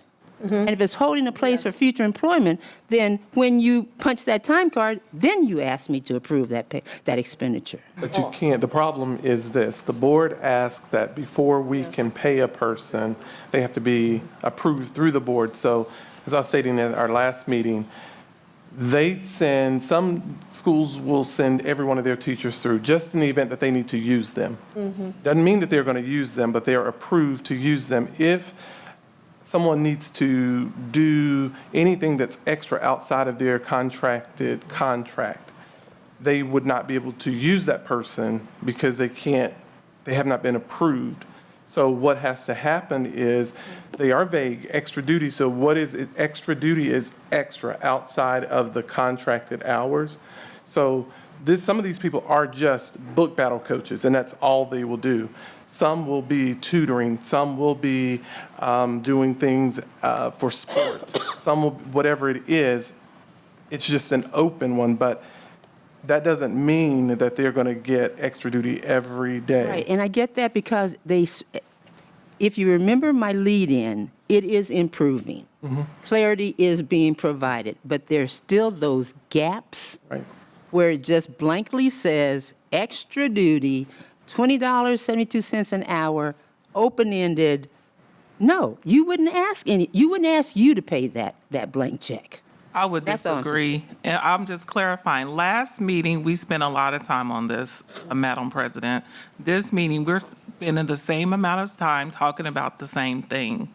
These are situations to where if it says extra duty, we know it's in addition to their contract. Also, we have to trust principals that they will make the best decisions because we've hired them to do the job and to do it correctly to enter the appropriate time.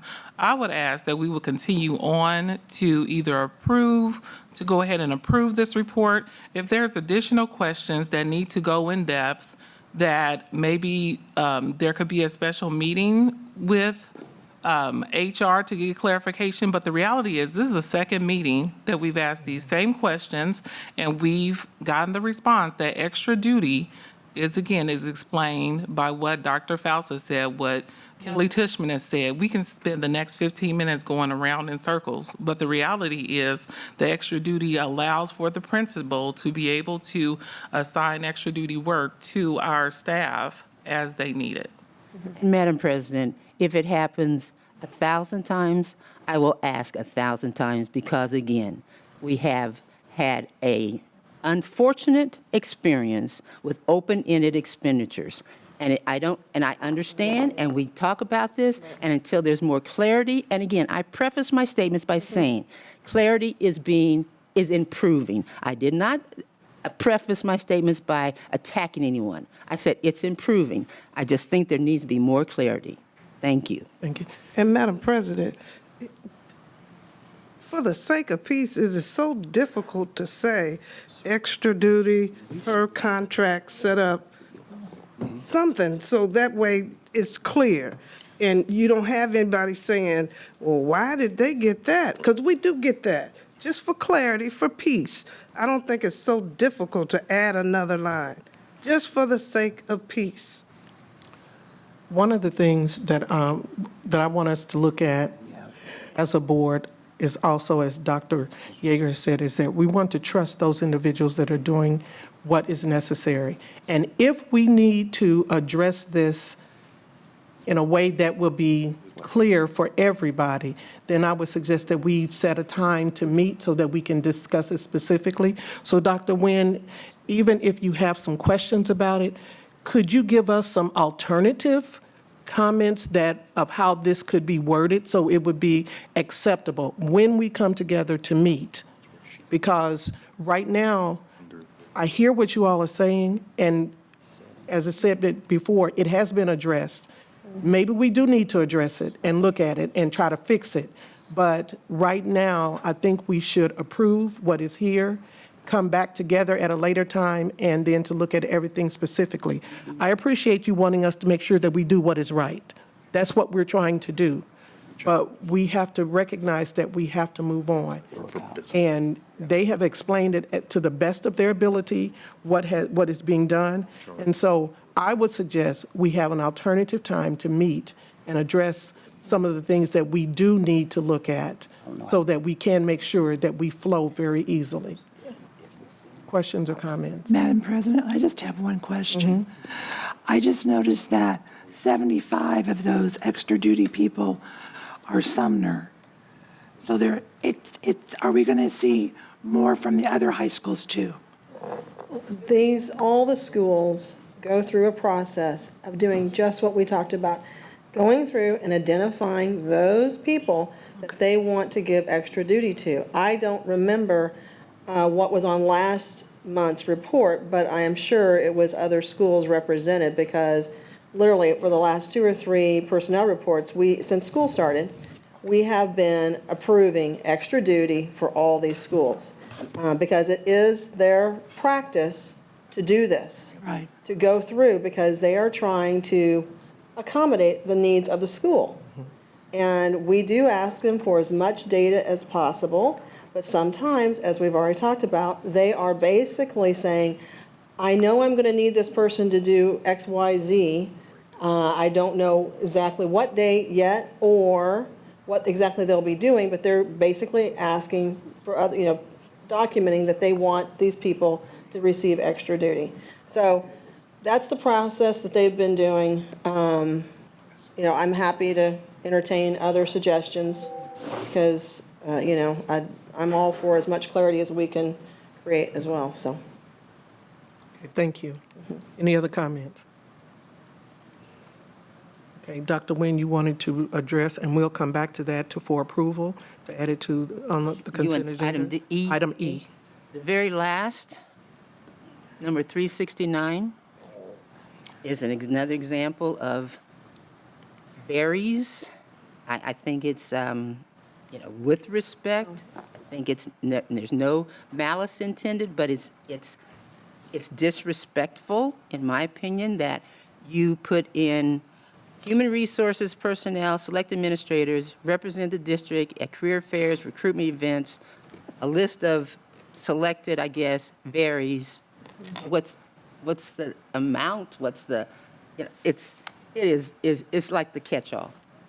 Okay, we have a budget item for travel for college events. This is just basically saying we know we're going to have personnel from the district. We don't know who they are yet, but that we will need those folks to travel to these various events. So that's what I guess you guys have been doing in the past is approving before we travel, letting you know that we're going to go to these events and who's going to go. But we don't have all the list of the personnel at this point. And I would suggest, in full disclosure and transparency, that if you know the conference or whatever is in November, then it goes in, whatever the policy, 2 weeks, a month before. But to lump all this, I don't understand how, if you were on the board, you wouldn't approve anything like that. We did previously. Excuse me? We did previously. I think this has been your process, so again, guys, I will entertain different ideas. This So- has been what I've been told has been your process, so. So what is your suggestion Well, that we let do? me counter this. Then if that is the case, then the conference to Iowa Culture and Language Conference, should have been clumped into something like that. I don't know. But you don't do that. We don't do that. We have specific conferences, the dates, when they're going. So to say that we clump that together,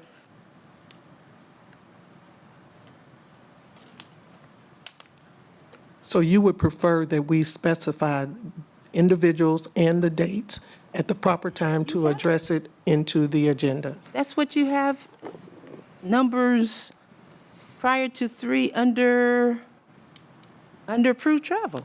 Okay. So the only problem that I'll present that the board probably hasn't considered is if for recruitment, that's totally different. These others are really specific.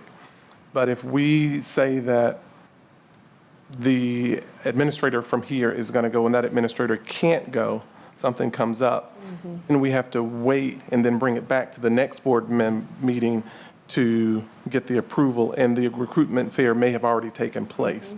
So I understand the specificity, but sometimes when we get too specific with, especially like some of these like recruitment, then we lock ourselves out versus being able to. Potentially, and the counter to that, you would have to change the reservation anyway.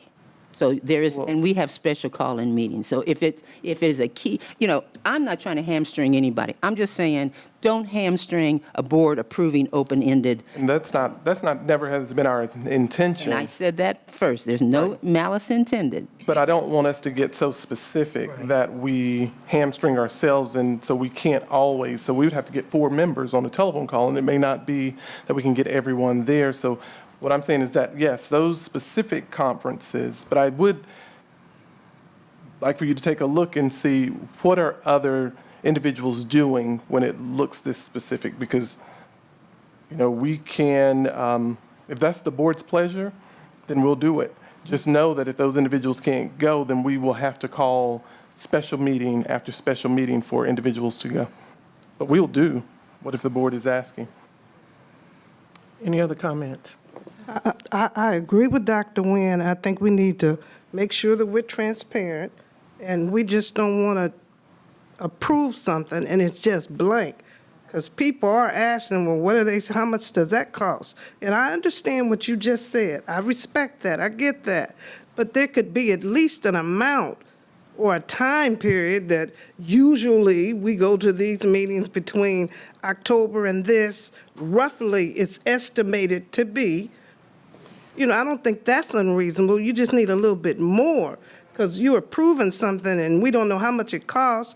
And what if they come back and say it's $10,000 and they just went to St. Louis? And then who approved it? Well, the board. Then everybody's looking at us. And we did approve a budget for travel. We approved the budget for marketing. We approved the budget for them to spend, so it couldn't be $10,000 because we didn't approve it. What I'm not in favor of is micromanagement. And what micromanagement does is tends to go and look at every single thing to see all in depth, to go in there to micromanage people. In the corporate world, we are given a budget as department managers. In the department management, say the board, the college, or wherever you're working, says, I'm going to send these group of people possibly to go and represent XYZ. There is not a micromanagement in many corporate environments just because there's a bigger focus. And so I would say, I'm sure we could look at that in the future, but for now, we need to go ahead and approve. So this is fall 2019. We're in fall of 2019. If we want to look at something different for spring of 2020, that is perfectly fine. But for now, we are in very dire importance of diversifying, and we've asked them to go out further and reach their arm wider to do the recruitment. But as for now, for fall 2019 of what we're being approved of, that we will go ahead and approve it. Thank you. Any other comments? I'd like to make a comment. in the past, and I'm thinking many years ago, the beginning of the year, we would receive a list of administrators and teachers who might be going out recruiting for us. And we would approve them to travel for us. This is just missing the names of people who are recruiters. So would it make you feel more informed if they gave us a list of who the recruiters are? It could change. You know, this is not, first, it's not a corporation. But secondly, as a board of a public entity spending taxpayers' dollars, that is not what makes me feel comfortable. It's what is the right thing to do. And that's how I will answer your question. And the right thing to do is allow the people who we've hired to do their job. And The again, right trust thing must be may- verified. but- I'll say that over again. Trust is one thing, and it must be verified. And we do know that there is a challenge, and we are being held responsible. And and you're more than welcome. I'm just expressing my lack of support for an open-ended, whatever this is a cost. Again, if you're going to Lincoln University in November 1, then say Joe Schmo is going to Lincoln University at November 1, and these are the expenses that it comes from. Excuse me, this is the as per board policy for that budget, as we've done it, all the above. So may I ask, under my leadership, has there been some distrust about the budget? Because then we need to go back and verify some avenues.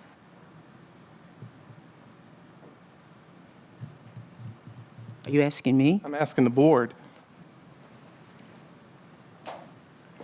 I would say when you have No, I'm no saying that, descriptors under your leadership, if there's any time, I think if I've seen it, I have asked for more, and it's not distrust, it's not lack of clarity. so I get what I understand where you're coming from, but I'm just asking, under my leadership, has there been any dishonesty with or I'll say mismanagement of funds? Because that's what it all boils down to.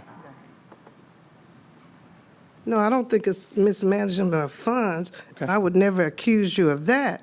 I just think you used the key word earlier, transparency. It needs to be clear. That's all I think she's asking for, transparency. And we can fix that. And we're Like, not I can- saying you did this or you did that. You just want transparency. And I don't think that's a hard thing to ask for. We can fix the transparency, but I just wanted to make sure, because we were talking about the financial Exactly. mismanagement, so I just want to make sure that was clear for the record as we state. But we can put the names out there. The only thing is, when we are looking at who's representing our district, it does change. So maybe we'll put 4 to 5 individuals or however many. But I'll be honest with you, sometimes if the school data, as you can see, doesn't look well, that person can't leave their school, they can't leave their classroom. If we may say something in the beginning that we want this person, but if their attendance is poor, we can't have them representing our school district out on a recruitment fair. So that's the caveat to it. But we can definitely give some more thought into when it looks for the recruitment. I get it. I just did an interview about recruitment. So I'm very much on board with the recruitment. It's just that we have to look and see. And again, we don't want anyone out there recruiting and they have a passing rate in the teens. Right. Like In that. response to that, if you set the goal of 5 traveling and only 3 travel, you have not exceeded your budget. Right. And so that is within that pullback. Now, if you're going to say, I want to expand it to send 10, Then we would come then back you've to got to the board. come back to, Right. I mean, it's normal accounting practices, so it's not We can do that. anything other than that. We can definitely do that. Okay, thank you. I was listening to everyone, and one of the things that I heard is that we've talked about accountability, we've talked about transparency, we've talked about clarity and trust. We can go round and round, and we all have different levels of understanding what each of these words mean. Dr. Faust and his cabinet and the team and everyone has really done an excellent job, and we have tried to be very transparent in explaining everything.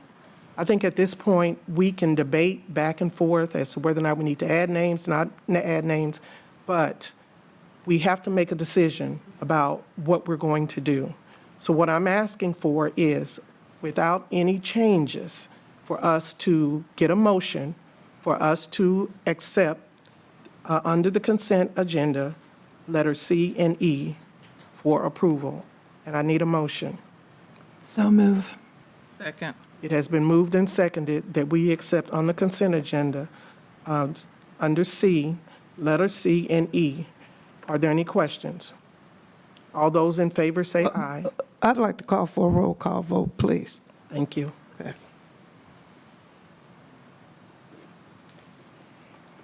Janie Humphreys, Yes. Valdinia Nguyen, No? Maxine Drew, Yes. Stacy Yeager, Yes. and Wanda Brownlee Page. No?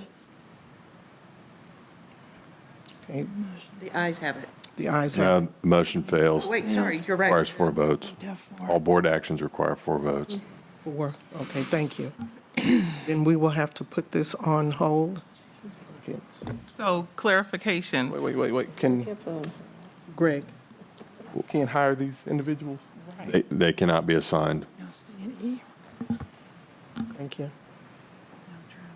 Is it possible, Greg, that if we go ahead and approve with adding the names?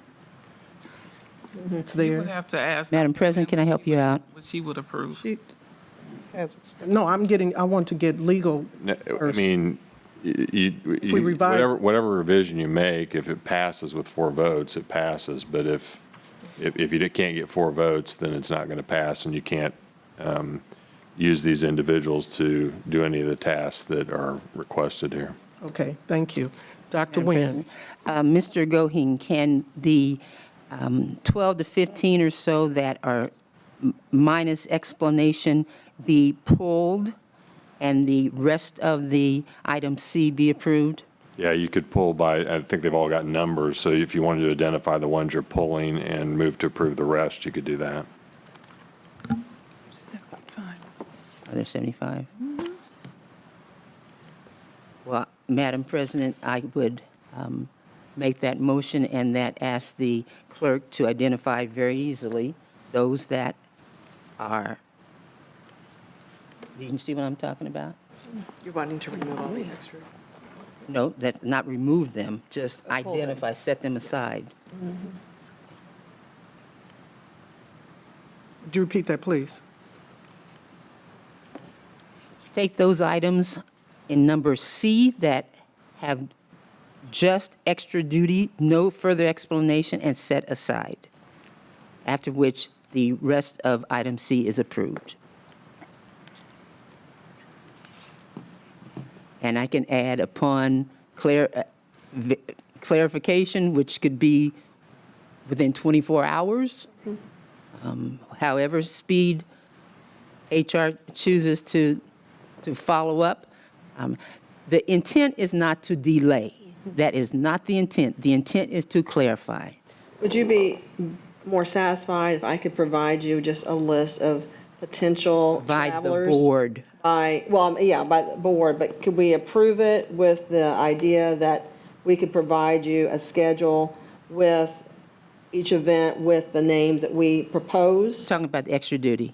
I'm talking about the human resource 3. No, we're talking extra duty. Oh, I'm Talking sorry. item No, C I can't. first. Yeah, extra duty. Are you talking Okay, about? we had moved past C, but for the vote, we were referring to the travelers. No, I think it was for both, as I recall the motion.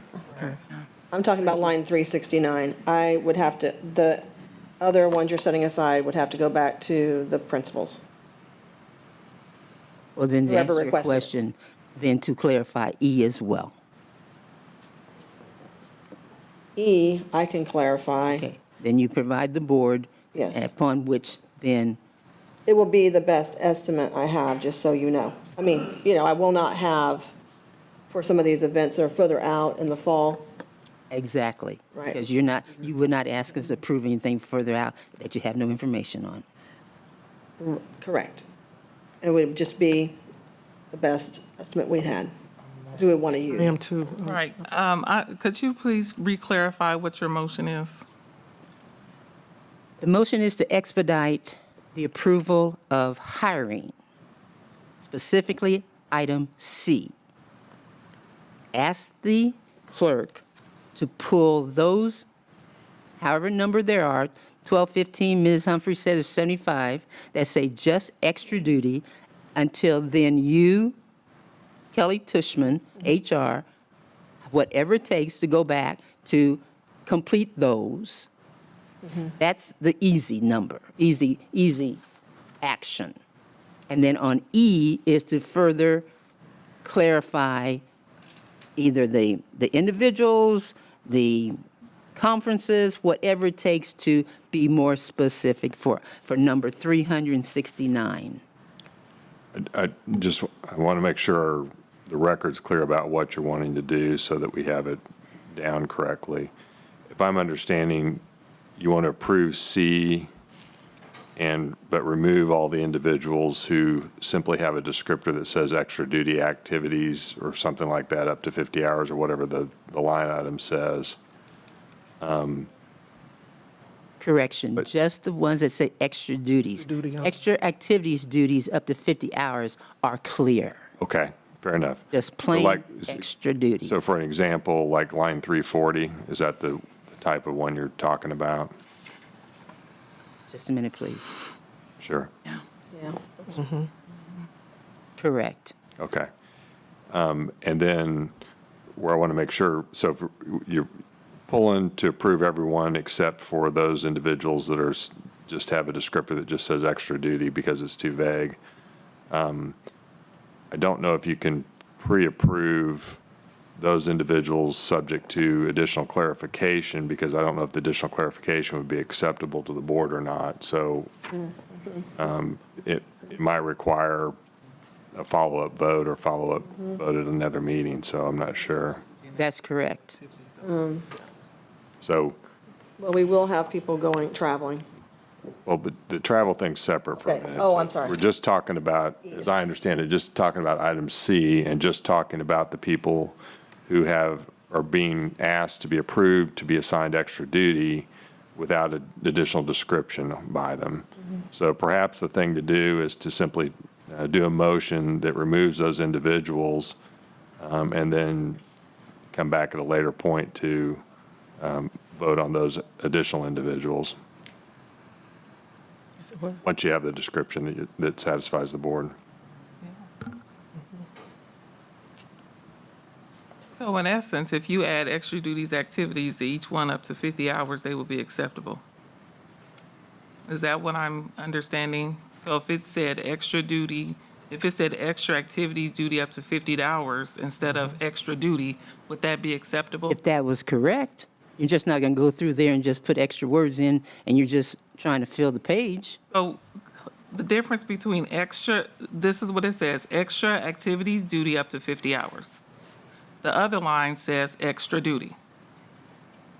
And Dr. Yeager, I would say at least there is some boundary up to 50 hours within what you're approving, that after an hour 51, then you come back and approve again. At least you have some boundary, you have some descriptor. Extra duty, open-ended, you don't have anything. But would it be in the board's jurisdiction to add that we would approve extra duty activities up to 50 hours and they would have to come back? So we wouldn't have to have an extra meeting concerning it? Are you trying to put in extra words, or are you trying to verify what is? Trying to verify if that would be acceptable. So if we met tomorrow, for instance, and all of these were changed from extra duty to extra duty activities up to 50 hours, that would be acceptable. If that is what is the case, but if you're just saying going in there and put the words in there, you're just cooking the books. That wouldn't be cooking their books. That would give them limitations that they have up to 50 hours, and then they could come back and ask us if it goes into 51. And I would say if that was the case, then it could have been put right there, if that was the case. So I've made my motion, call the question. Could you make your motion again? Because we've discussed several things, and I want to make sure we have clarity. You want to explain it? What I understand the motion to be, at least in the, I don't know if you were planning on making one motion or two motions, but I understood the motion was for item C in item C, the extra duty assignments would be approved with the exception of the individuals who simply have the descriptor extra duty by their assignment. So the motion is to expedite the approval of hiring item C, in item C, just the extra duty in order to complete them. Am I correct?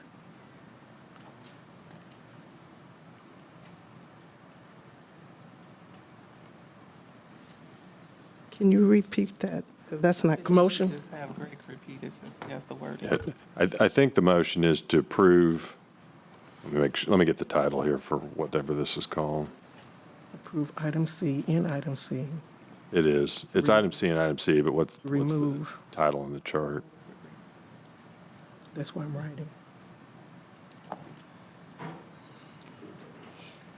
This is, item C in item C is the budget-approved building department extra duty and stipend payment. So the motion would be to approve the extra duty assignments to those individuals other than individuals who simply have the descriptor extra duty by their names. Those individuals would not be included in the approval. And can I just clarify that when we do that, that means those people on those 75 lines will not get paid? And also Correct. for a special meeting for us to get together, don't we have to notice it up? Yes, it has to be noticed up. If you had the full board waive, you could meet sooner rather than later, otherwise it's 2 days. So we would need to probably waive it to get this expedited. Well, you don't have a full board here, so you can't waive it. So with the motion being made as he explained it to us, could I get a second? second. Any questions?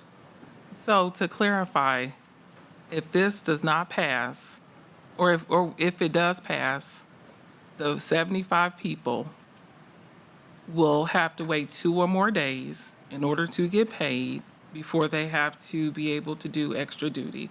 Is that what I'm understanding? Because we don't have a full board, so we can't make a motion to have another meeting until we get a full board. You can set a special meeting, it just has to be 2 days out, because you don't have the full But board we here. still have to have Harold Right. in order to set that meeting, Well, no, right? you can set the meeting, it just has to be set 2 days out. You could set it for tomorrow if Harold were here and everybody waived, but he's not, so you can't do that.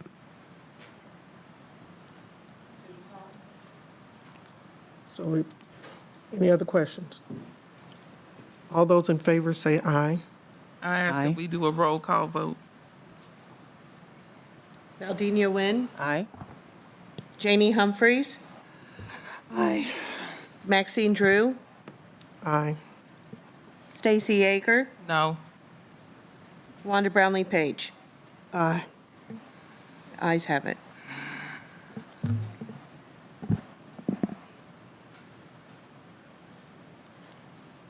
Thank you.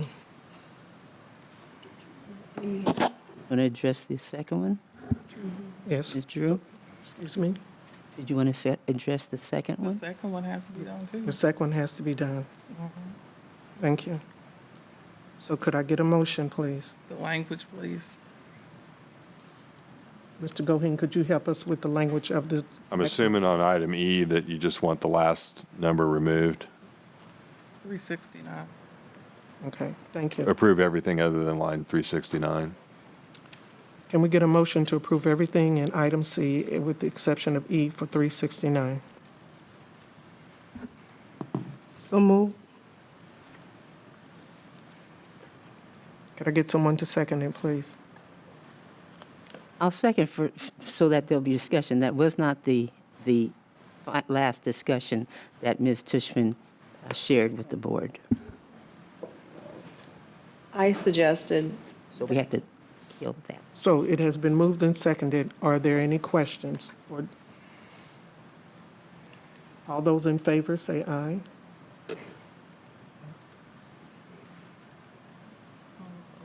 All opposed? Aye. Could we It do a roll fails. call vote? I apologize, I couldn't tell who voted which way. Roll call vote. Valdenia Nguyen? no. Janie Humphries? To approve, To approve it, aye. Maxine Drew? yes.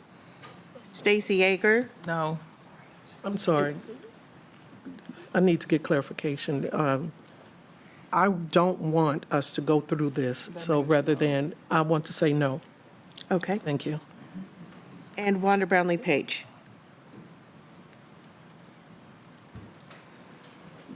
Can you restate that again? I just want to wanna make sure that- I'm on the right To page. remove 369 Okay. from this consent agenda. If you want to remove it, then you have to vote against it. If you do, then you say yes. Okay, I want to remove it. So we still don't have enough. Right. Okay. Now, Madam President, I'd like to make the motion to accept 369 with the suggestion that Ms. Tushman added to provide clarity. That is the reason I voted no, not to totally throw it away, but to save it and to bring life back to it with clarity, as you suggested. Okay. So what I'm suggesting is I can follow up. If you approve this, I will create the schedule with the best amount of names I have for each event for the fall. If that would be, and I would get that to you in 24 hours. So, That's the motion. so the only qualifier I have on that, I want to make sure everybody is okay. You're actually voting for it as is, so it would just be a vote to approve it with the information item being represent the school district career affairs without names. The actual motion would not include whatever names Ms. Tushman later provides, because you don't have those right now. Is that acceptable to everyone? I mean, I just want to make sure that the motion is doing what you want it to do. But it also does not approve an amount spent. It does not. Okay. It says, all you're approving right now is that there would be human resource personnel and selected administrators who would represent the district at career fairs, and it lists off some, and then it says varies in terms of the amount, and the time range is just fall of 2019. The specifics of that would be left to whatever report you're getting or to the discretion of the administrators involved within the budget parameters. So I just want to make sure you guys are voting on what you want to vote on. And I'll repeat that there's no amount attached to the vote. There's not, except you're approving this to occur, and so they could spend within the budget if you approve it this way. But then that doesn't. That's why I wanted to make sure it was doing what you wanted it to do. I mean, we're looking for solutions. We're not looking to hamstring anybody, but the way that you described it is the same thing it is right here. Right. So I withdraw that motion.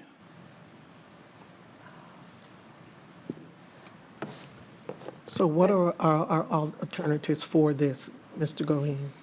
Again, Well, again, I think everybody has agreement to approve everything other than 369. So you could do that, so at least those are all approved. And then you could take a second motion on 369 and try to figure out a different way to accomplish it. I don't know if Ms. Tushman could put together names or amounts right now, but it doesn't sound like she's in a position to be able to do that on the spot. And I don't know that that's a fair ask anyway, because it'd be a bit of a guess.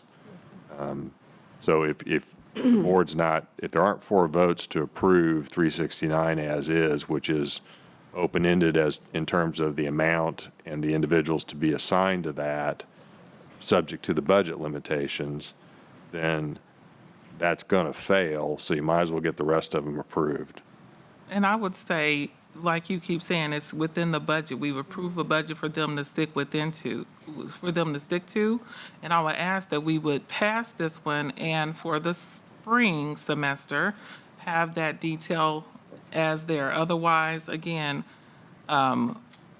it's, as Greg said, it's going to fail. But I will strongly recommend passing 369 to allow them to do their job and the director to use the budget amounts that we approved to send who is needed.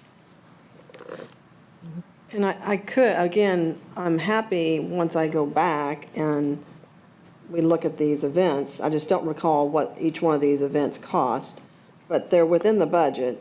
And this is typically we do a lot of these same fairs every year. So I can, with your approval, I could just go back and list out the event, the names of the people that we anticipate taking, and the dollar amount that we expect to spend, if that would be satisfactory to the board, as far as, but you're not going to be spending any more than what you already approved from the budget. Okay, with everything being said, we know that we are trying to follow according to the protocol of what we have to do. It's a legitimate concern of Dr. Nguyen to bring this up, and we recognize that she wants to do what is right by bringing it to our attention. But I also want to say is, if this was done without the purpose of making sure that it was not, if this was done in a way to do things according to what we know that we are following as far as protocol, I'm asking the board to trust enough that this is going to be done in the right way. And then later, if it comes up again, that we will ask Ms. Tushman and the workers up under her to be specific in listing everything accordingly. We have to move forward to make sure that we are going to bring about student achievement. And going through a discussion on things that is not necessarily a major issue, and I know funding is most important, and we have totally tried to do everything as a board to make sure that we stay within the budget. I see it as an era of a time in which we can recognize that we have to bring about a change. We will not agree with everything. Let's agree to disagree, but let's trust enough to know that what is going to take place, that we're going to move with transparency.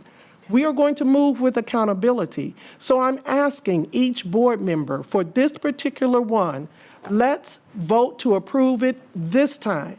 And in the future, to make sure that the specifics are going to be included. They are not trying to do it in a way that's going to tear down, but to support. I make a motion that we approve Section E and approve travel. Can we get a second? Second. It has been moved and seconded, and we approve Section E. Are there any questions? Could we have a roll call vote, please? Valdinia Nguyen, No. Janie Humphreys, Yes. Maxine Drew, Yes. Stacy Yeager, Yes. and Wanda Brownlee Page. No. So the motion is not passed. We will have to address this at a later time. No travel. I'd can still make a counter suggest that you motion. take a motion to approve everything other than item 369, so at least the other individuals can be approved. Okay. I think that would make sense. So moved. It has been Okay. moved and seconded that we approve everything on the item E with the exception of 369. Can I make one more suggestion? Because we do have events coming up that we need to be attending. So I'm not sure how we're going to staff those events if we don't get some approval. Okay. What's the first two, Cynthia? Over the next week, one of the highest diverse conferences and career fairs will be in St. Louis at Harris Stowe, who provides the highest amount of STEM as well as teacher educators. That will be next week. Additionally, we will be going to KU, where we have one of the largest booths that are always attended. We would not be able to go to Lawrence if it's not agreed upon. And then we will also be going to Lincoln University, who has not had a career fair for over 3 years. They're having one where we are going to be featured at a dinner banquet the night before the interviews occur. That's all happening in the next 2 weeks. And again, Kelly Tushman said she would give us the numbers within 24 hours. And we just, again, we have to really consider when we're looking at this. It can keep failing, it can go off. When will we meet again to approve these very important events to recruit? Because again, Harold is not here. We can't wait to meet any earlier. Madam President, I make a motion that we approve the funding for the conference in St. Louis at Harris Stowe for Lawrence and Lincoln. Since you're saying they're coming up within the next 2 weeks, at least approve that. But you do not know who's going. Well, hopefully, she'll give us that information, with the information provided in details about, at least have that. That's approved. She's going to give us the information, and we'll go from there. That is my motion.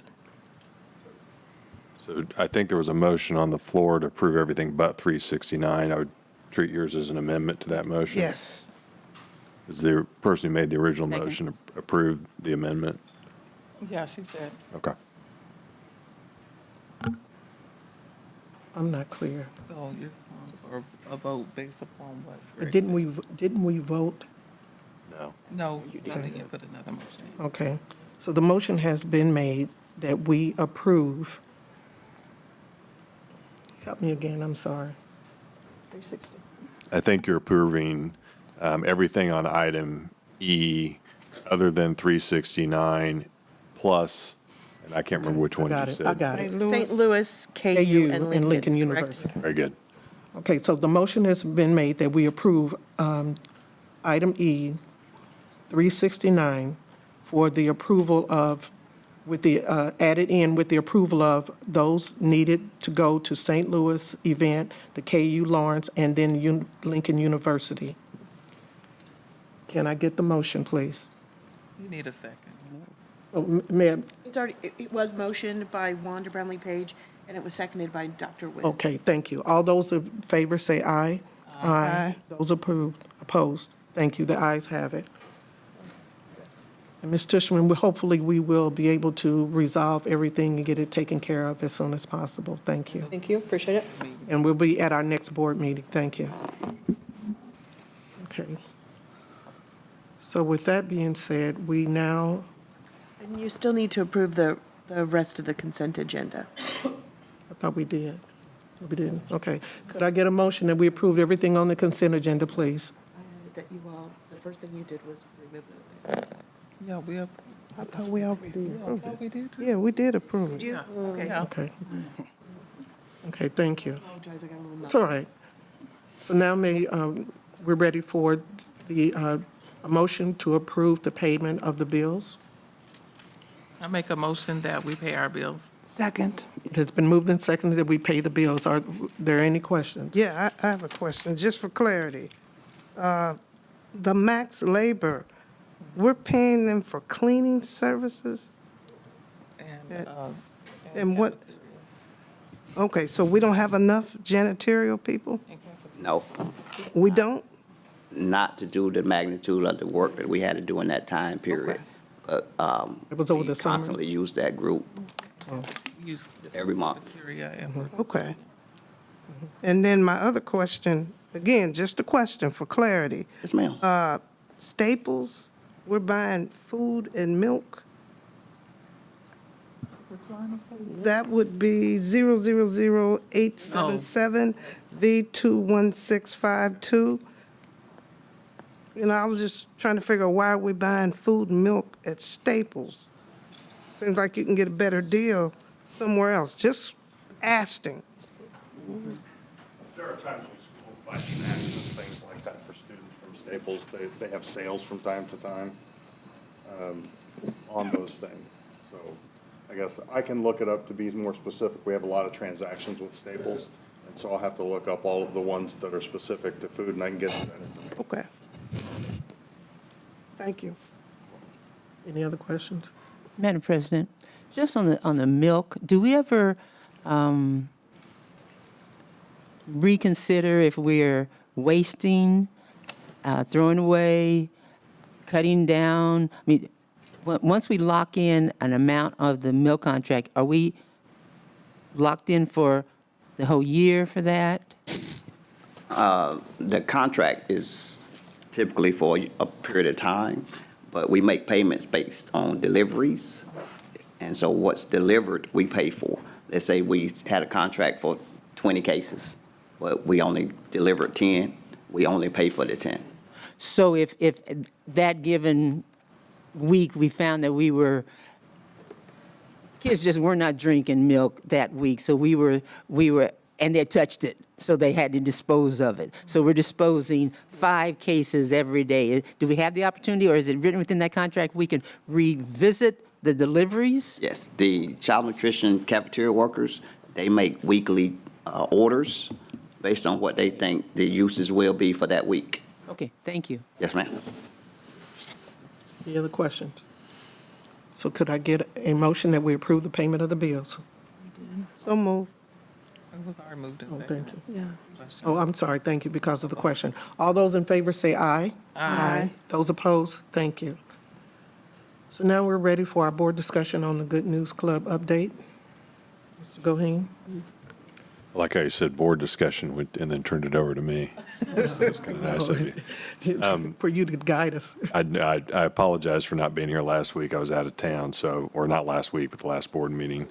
The question that, where we left off in terms of the last meeting where we had an approval item for the Good News Club, as I understood it, was that the board had moved to waive the fee that would be charged to groups outside of the school district for use of school facilities based upon the long-term relationship that the Good News Club had with the district and the fact that they're a nonprofit organization. As far as I understand, that motion was not limited in time, although I did understand the board wanted to report back from me, so this is my opportunity to do that. I've also sent the board members a letter, or an email rather, conveying some of that information. The issue or concern that had come up was because the Good News Club is affiliated with and has some religious content with the activities that they engage in, as to whether or not that created any problems for the school district under the First Amendment.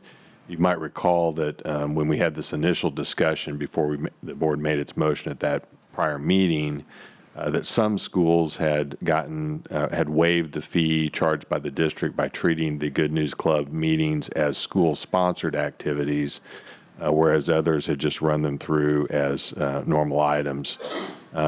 Because there is a religious affiliation and some content with the Good News programming, it would create a problem for the school district to have sponsored, or for schools to sponsor the Good News Club and waive fees in that manner. So that's why you can't and shouldn't have the activities sponsored by a school and have them waive fees in that regard, because that makes it seem like the school is endorsing that religious message or religious content, which creates a First Amendment issue.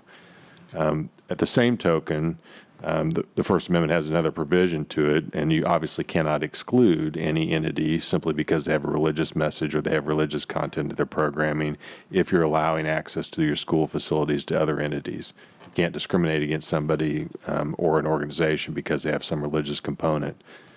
So you've got this balancing act for the school district where you have to not endorse groups that have religious content, but by the same token, you can't restrict or prohibit them from having activities on your property in any manner different from what you would do with anybody else. So the entity is a non-for-profit under your agreement or your current policy adopted by the board.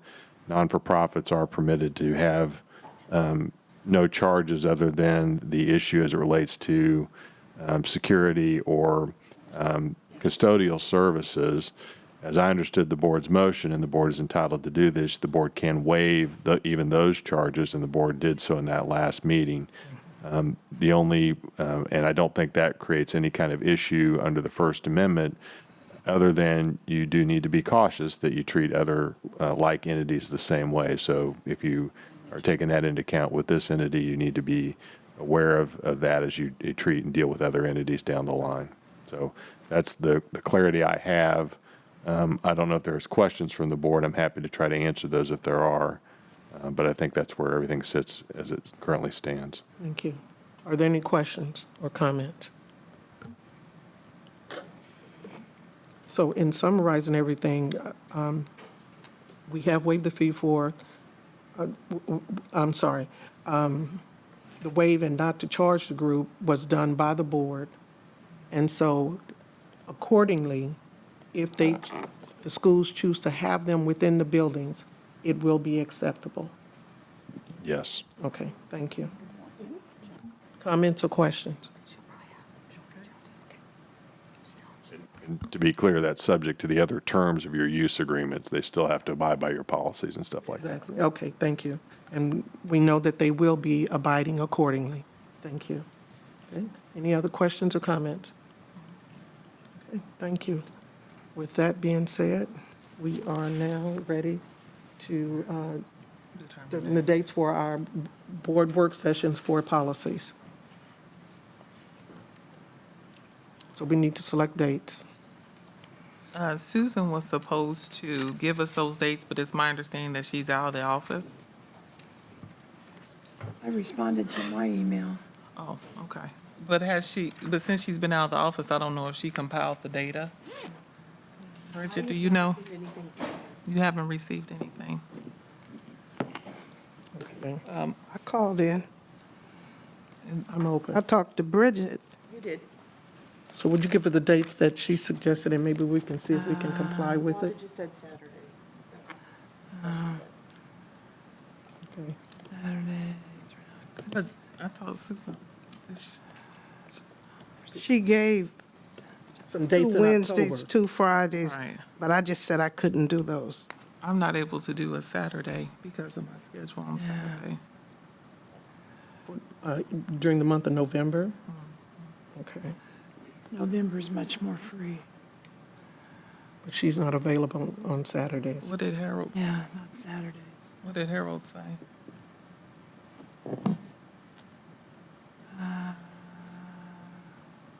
Maybe we could make a determination at our 22nd meeting when Harold is back, so that everybody can provide Okay. input. So at our next board meeting, we will solidify a date and a time. Is that acceptable to everyone? Yeah. Okay, thank you. Yeah. Dr. Yeager, the next event is, item on the agenda, it's a dates for superintendent evaluations. Okay, so as vice president, I'm responsible for the superintendent evaluation. The superintendent evaluation must be done by the 60th school day. The 60th school day is November the 4th. So at our next board meeting, I've asked Dr. Faust to present on October 22nd. As you guys may recall, we discussed what will be on this evaluation and the items. So, I was about to say Dr. Goheen. So Goheen and his staff. You're promoting me. I'm not sure that's a good thing. Lawyer Goheen has presented the updated information to me so I could ensure the questions were as we discussed, and that is as we had previously discussed. So basically, the timeline will be as follows. The 22nd, Dr. Faust will present to the board. The survey analysis should be returned by October 25th. At that time, the link will be available for us to go online and be able to fill out that information beginning on the 22nd, October 22nd meeting. So if anyone needs assistance with that, I believe we'll be on hand at that board meeting if you have questions about the electronic document, but it's the same as last time. And then the results will be available to us either by October 30th or November the 1st at that time. And then Maxine and I will review with Dr. Faust the results, the compiled results. Thank you.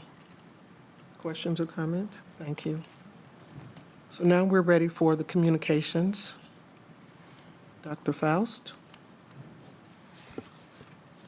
Good morning, everyone. Morning. Make sure it's still morning. So we are off and running to a really great start. Today, as I think the Diploma Plus team has already left, we have our fall college fair, which is, you know, I'm always excited to talk about what we do after the K-12 movement. And so I sent to all of you the current, where we are right now, before the graduation, some of the scholarship monies that they've already received. So we're already ahead of the game. It's an awesome event that we have, and we actually welcome all of you to come by. It's over at Schlegel. And so every high school will have transportation over, and they have their specific times that they're going to be there. And then this afternoon or this evening, they'll be able to come back with their parents. Tomorrow, I'll have my first, for this school year, Superintendent Student Council. So I always like to hear from the students. And so we have 5 students from each of the high schools that have been selected to come, and they voice their opinion. They give it to us in the raw. And they tell us where we're hitting the ball out the park and where we're continue to foul the ball. But I agree with our students. I get the best information from them because they are the product of our district. The thing I wanted to bring light to is that we have started to move our cabinet meetings to our schools. So that has been a great impact. And yesterday we did something even more unique. We were at a school, and I had our instructional team follow us and gave them an assignment while they were there, and they had to go out and look at the campus, give some instructional feedback, and then give feedback back to the cabinet while we were there. And so it was literally in the moment coaching. And so that was a powerful thing that we did, and we were able to solve a lot of problems during that.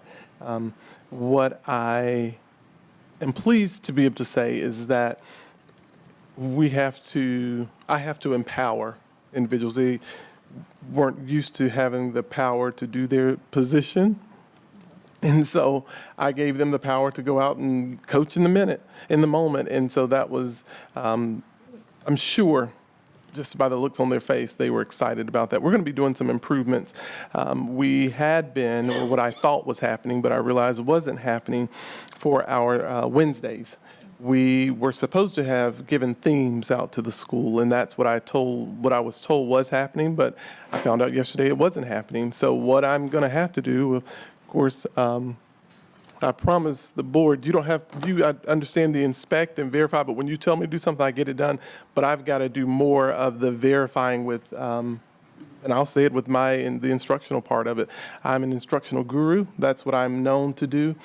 And they've got to keep up.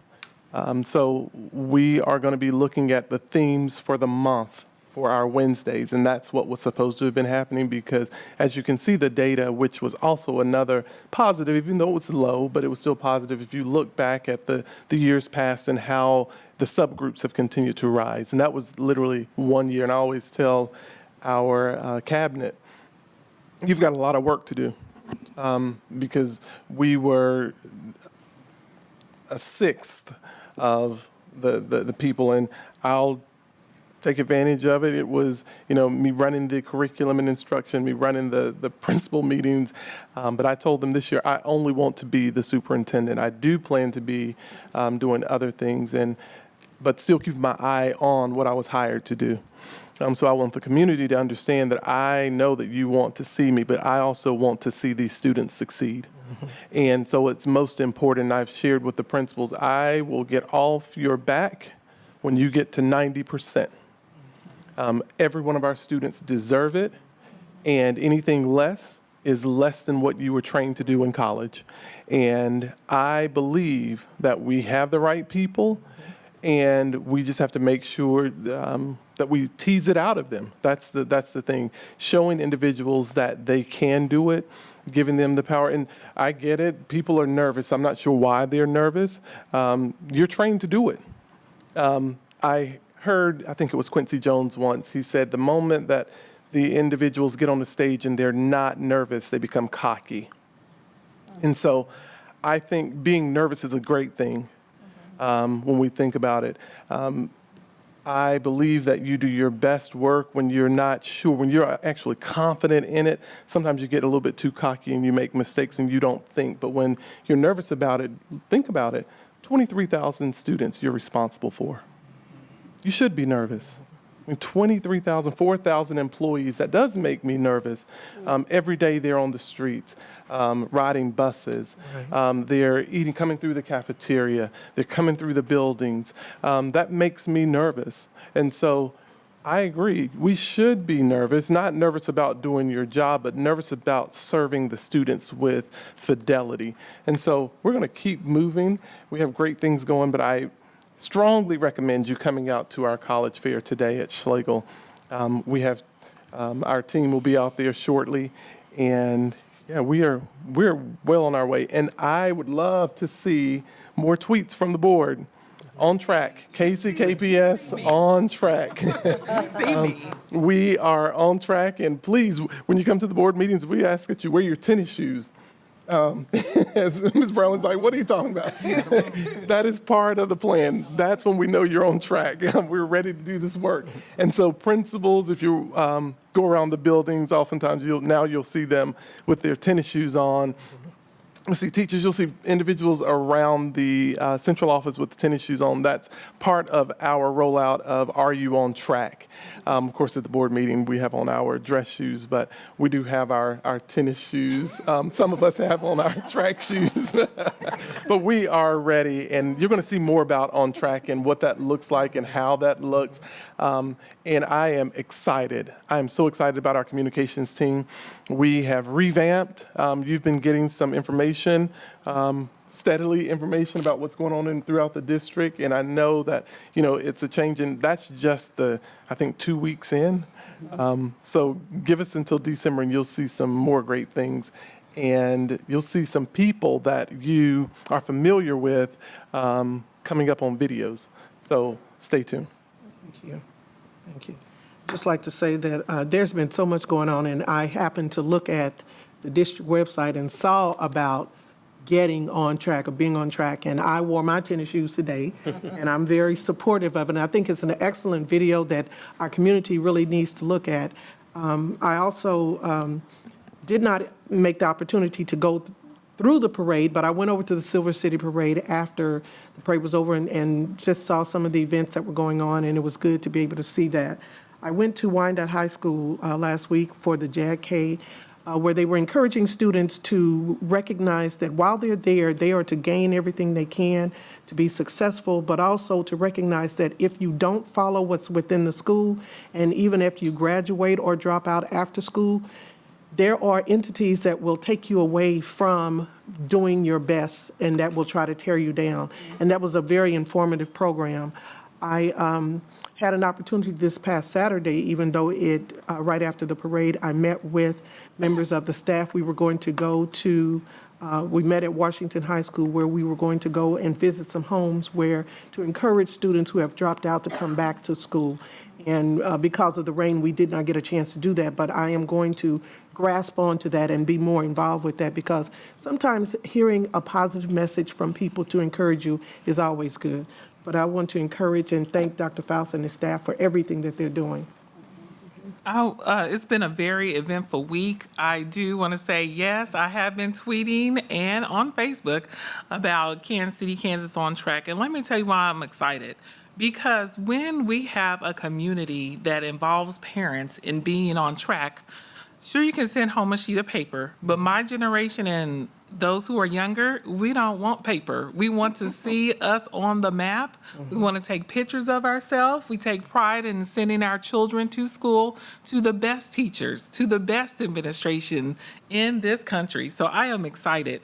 I did attend the parade for Silver City, yes, and it did rain on us a little bit.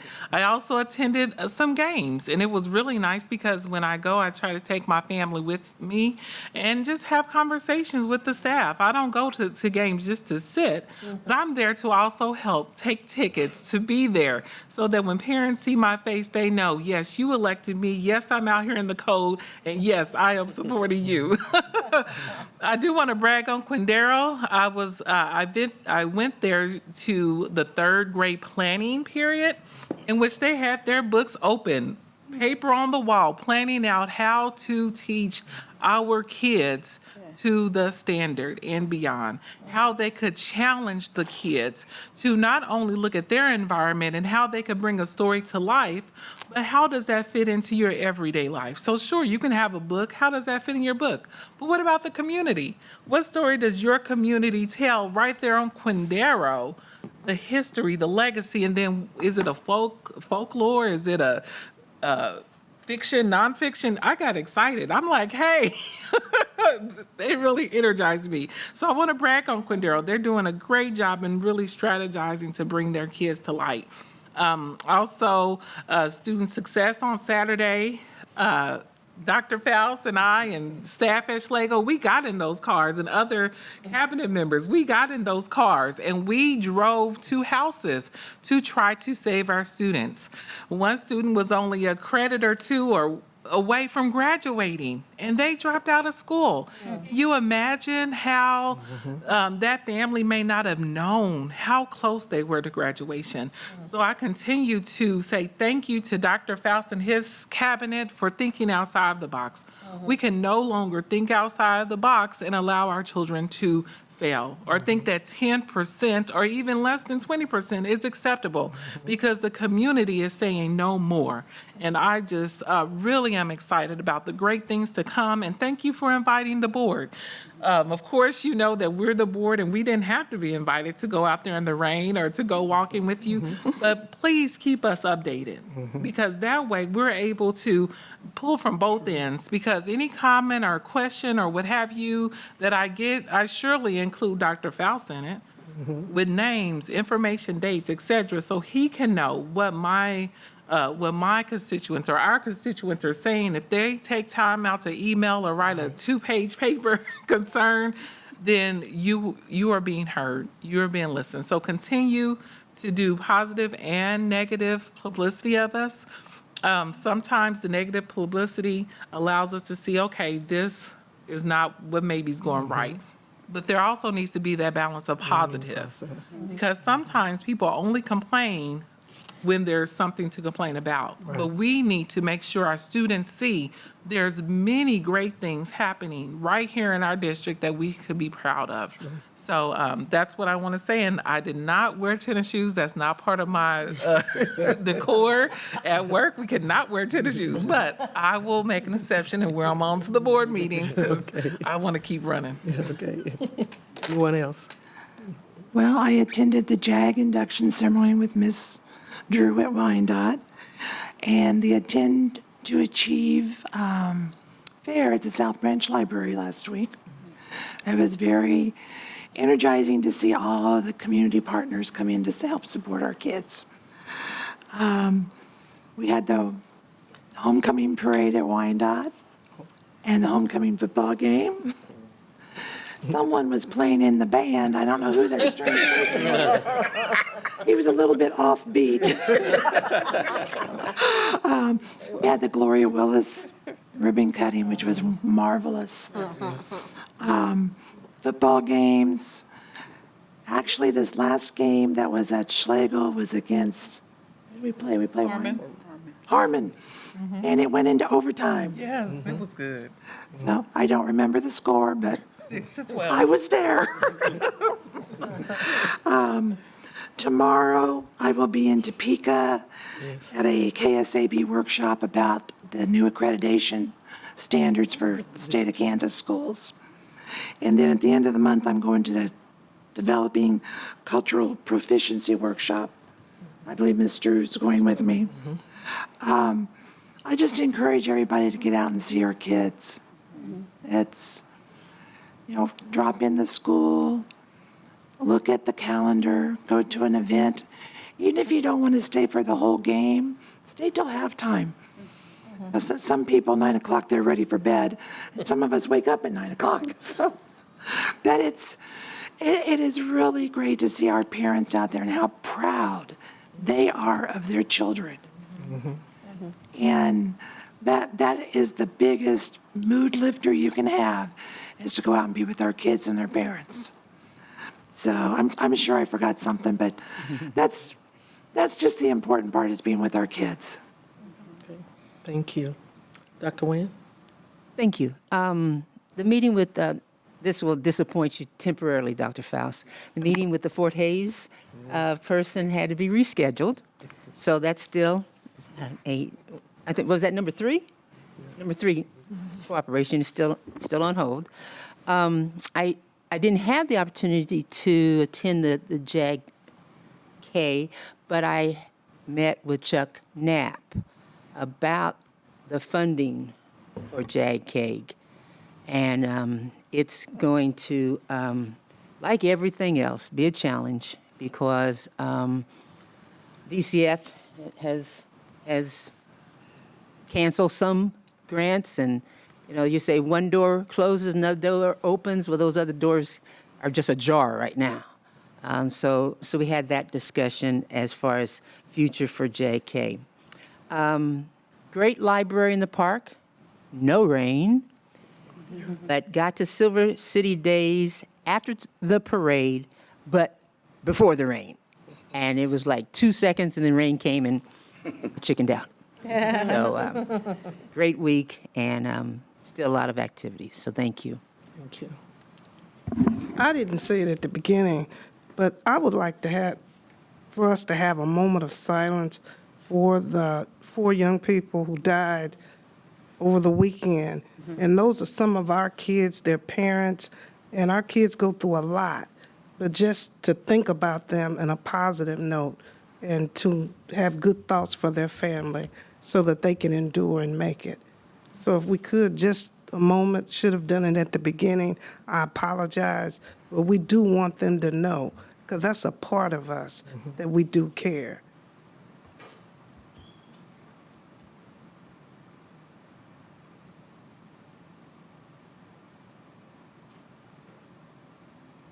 Thank you. Thank you.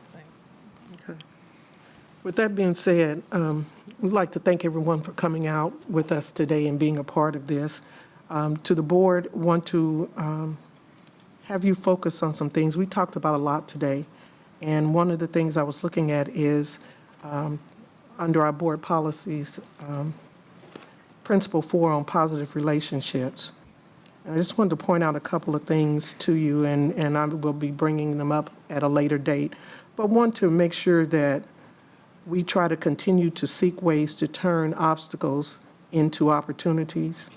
Try to maintain a sense of hope, optimism, and humor in working together as a board. And to make sure that we look for and recognize the positive contributions of each of us as a board member, because we are working collectively together. And to make sure that whenever we can, let's give positive feedback to each other, and to make sure that it is all done decent and in order. And with that in mind, the meeting is now adjourned. We are dismissed. Thank you.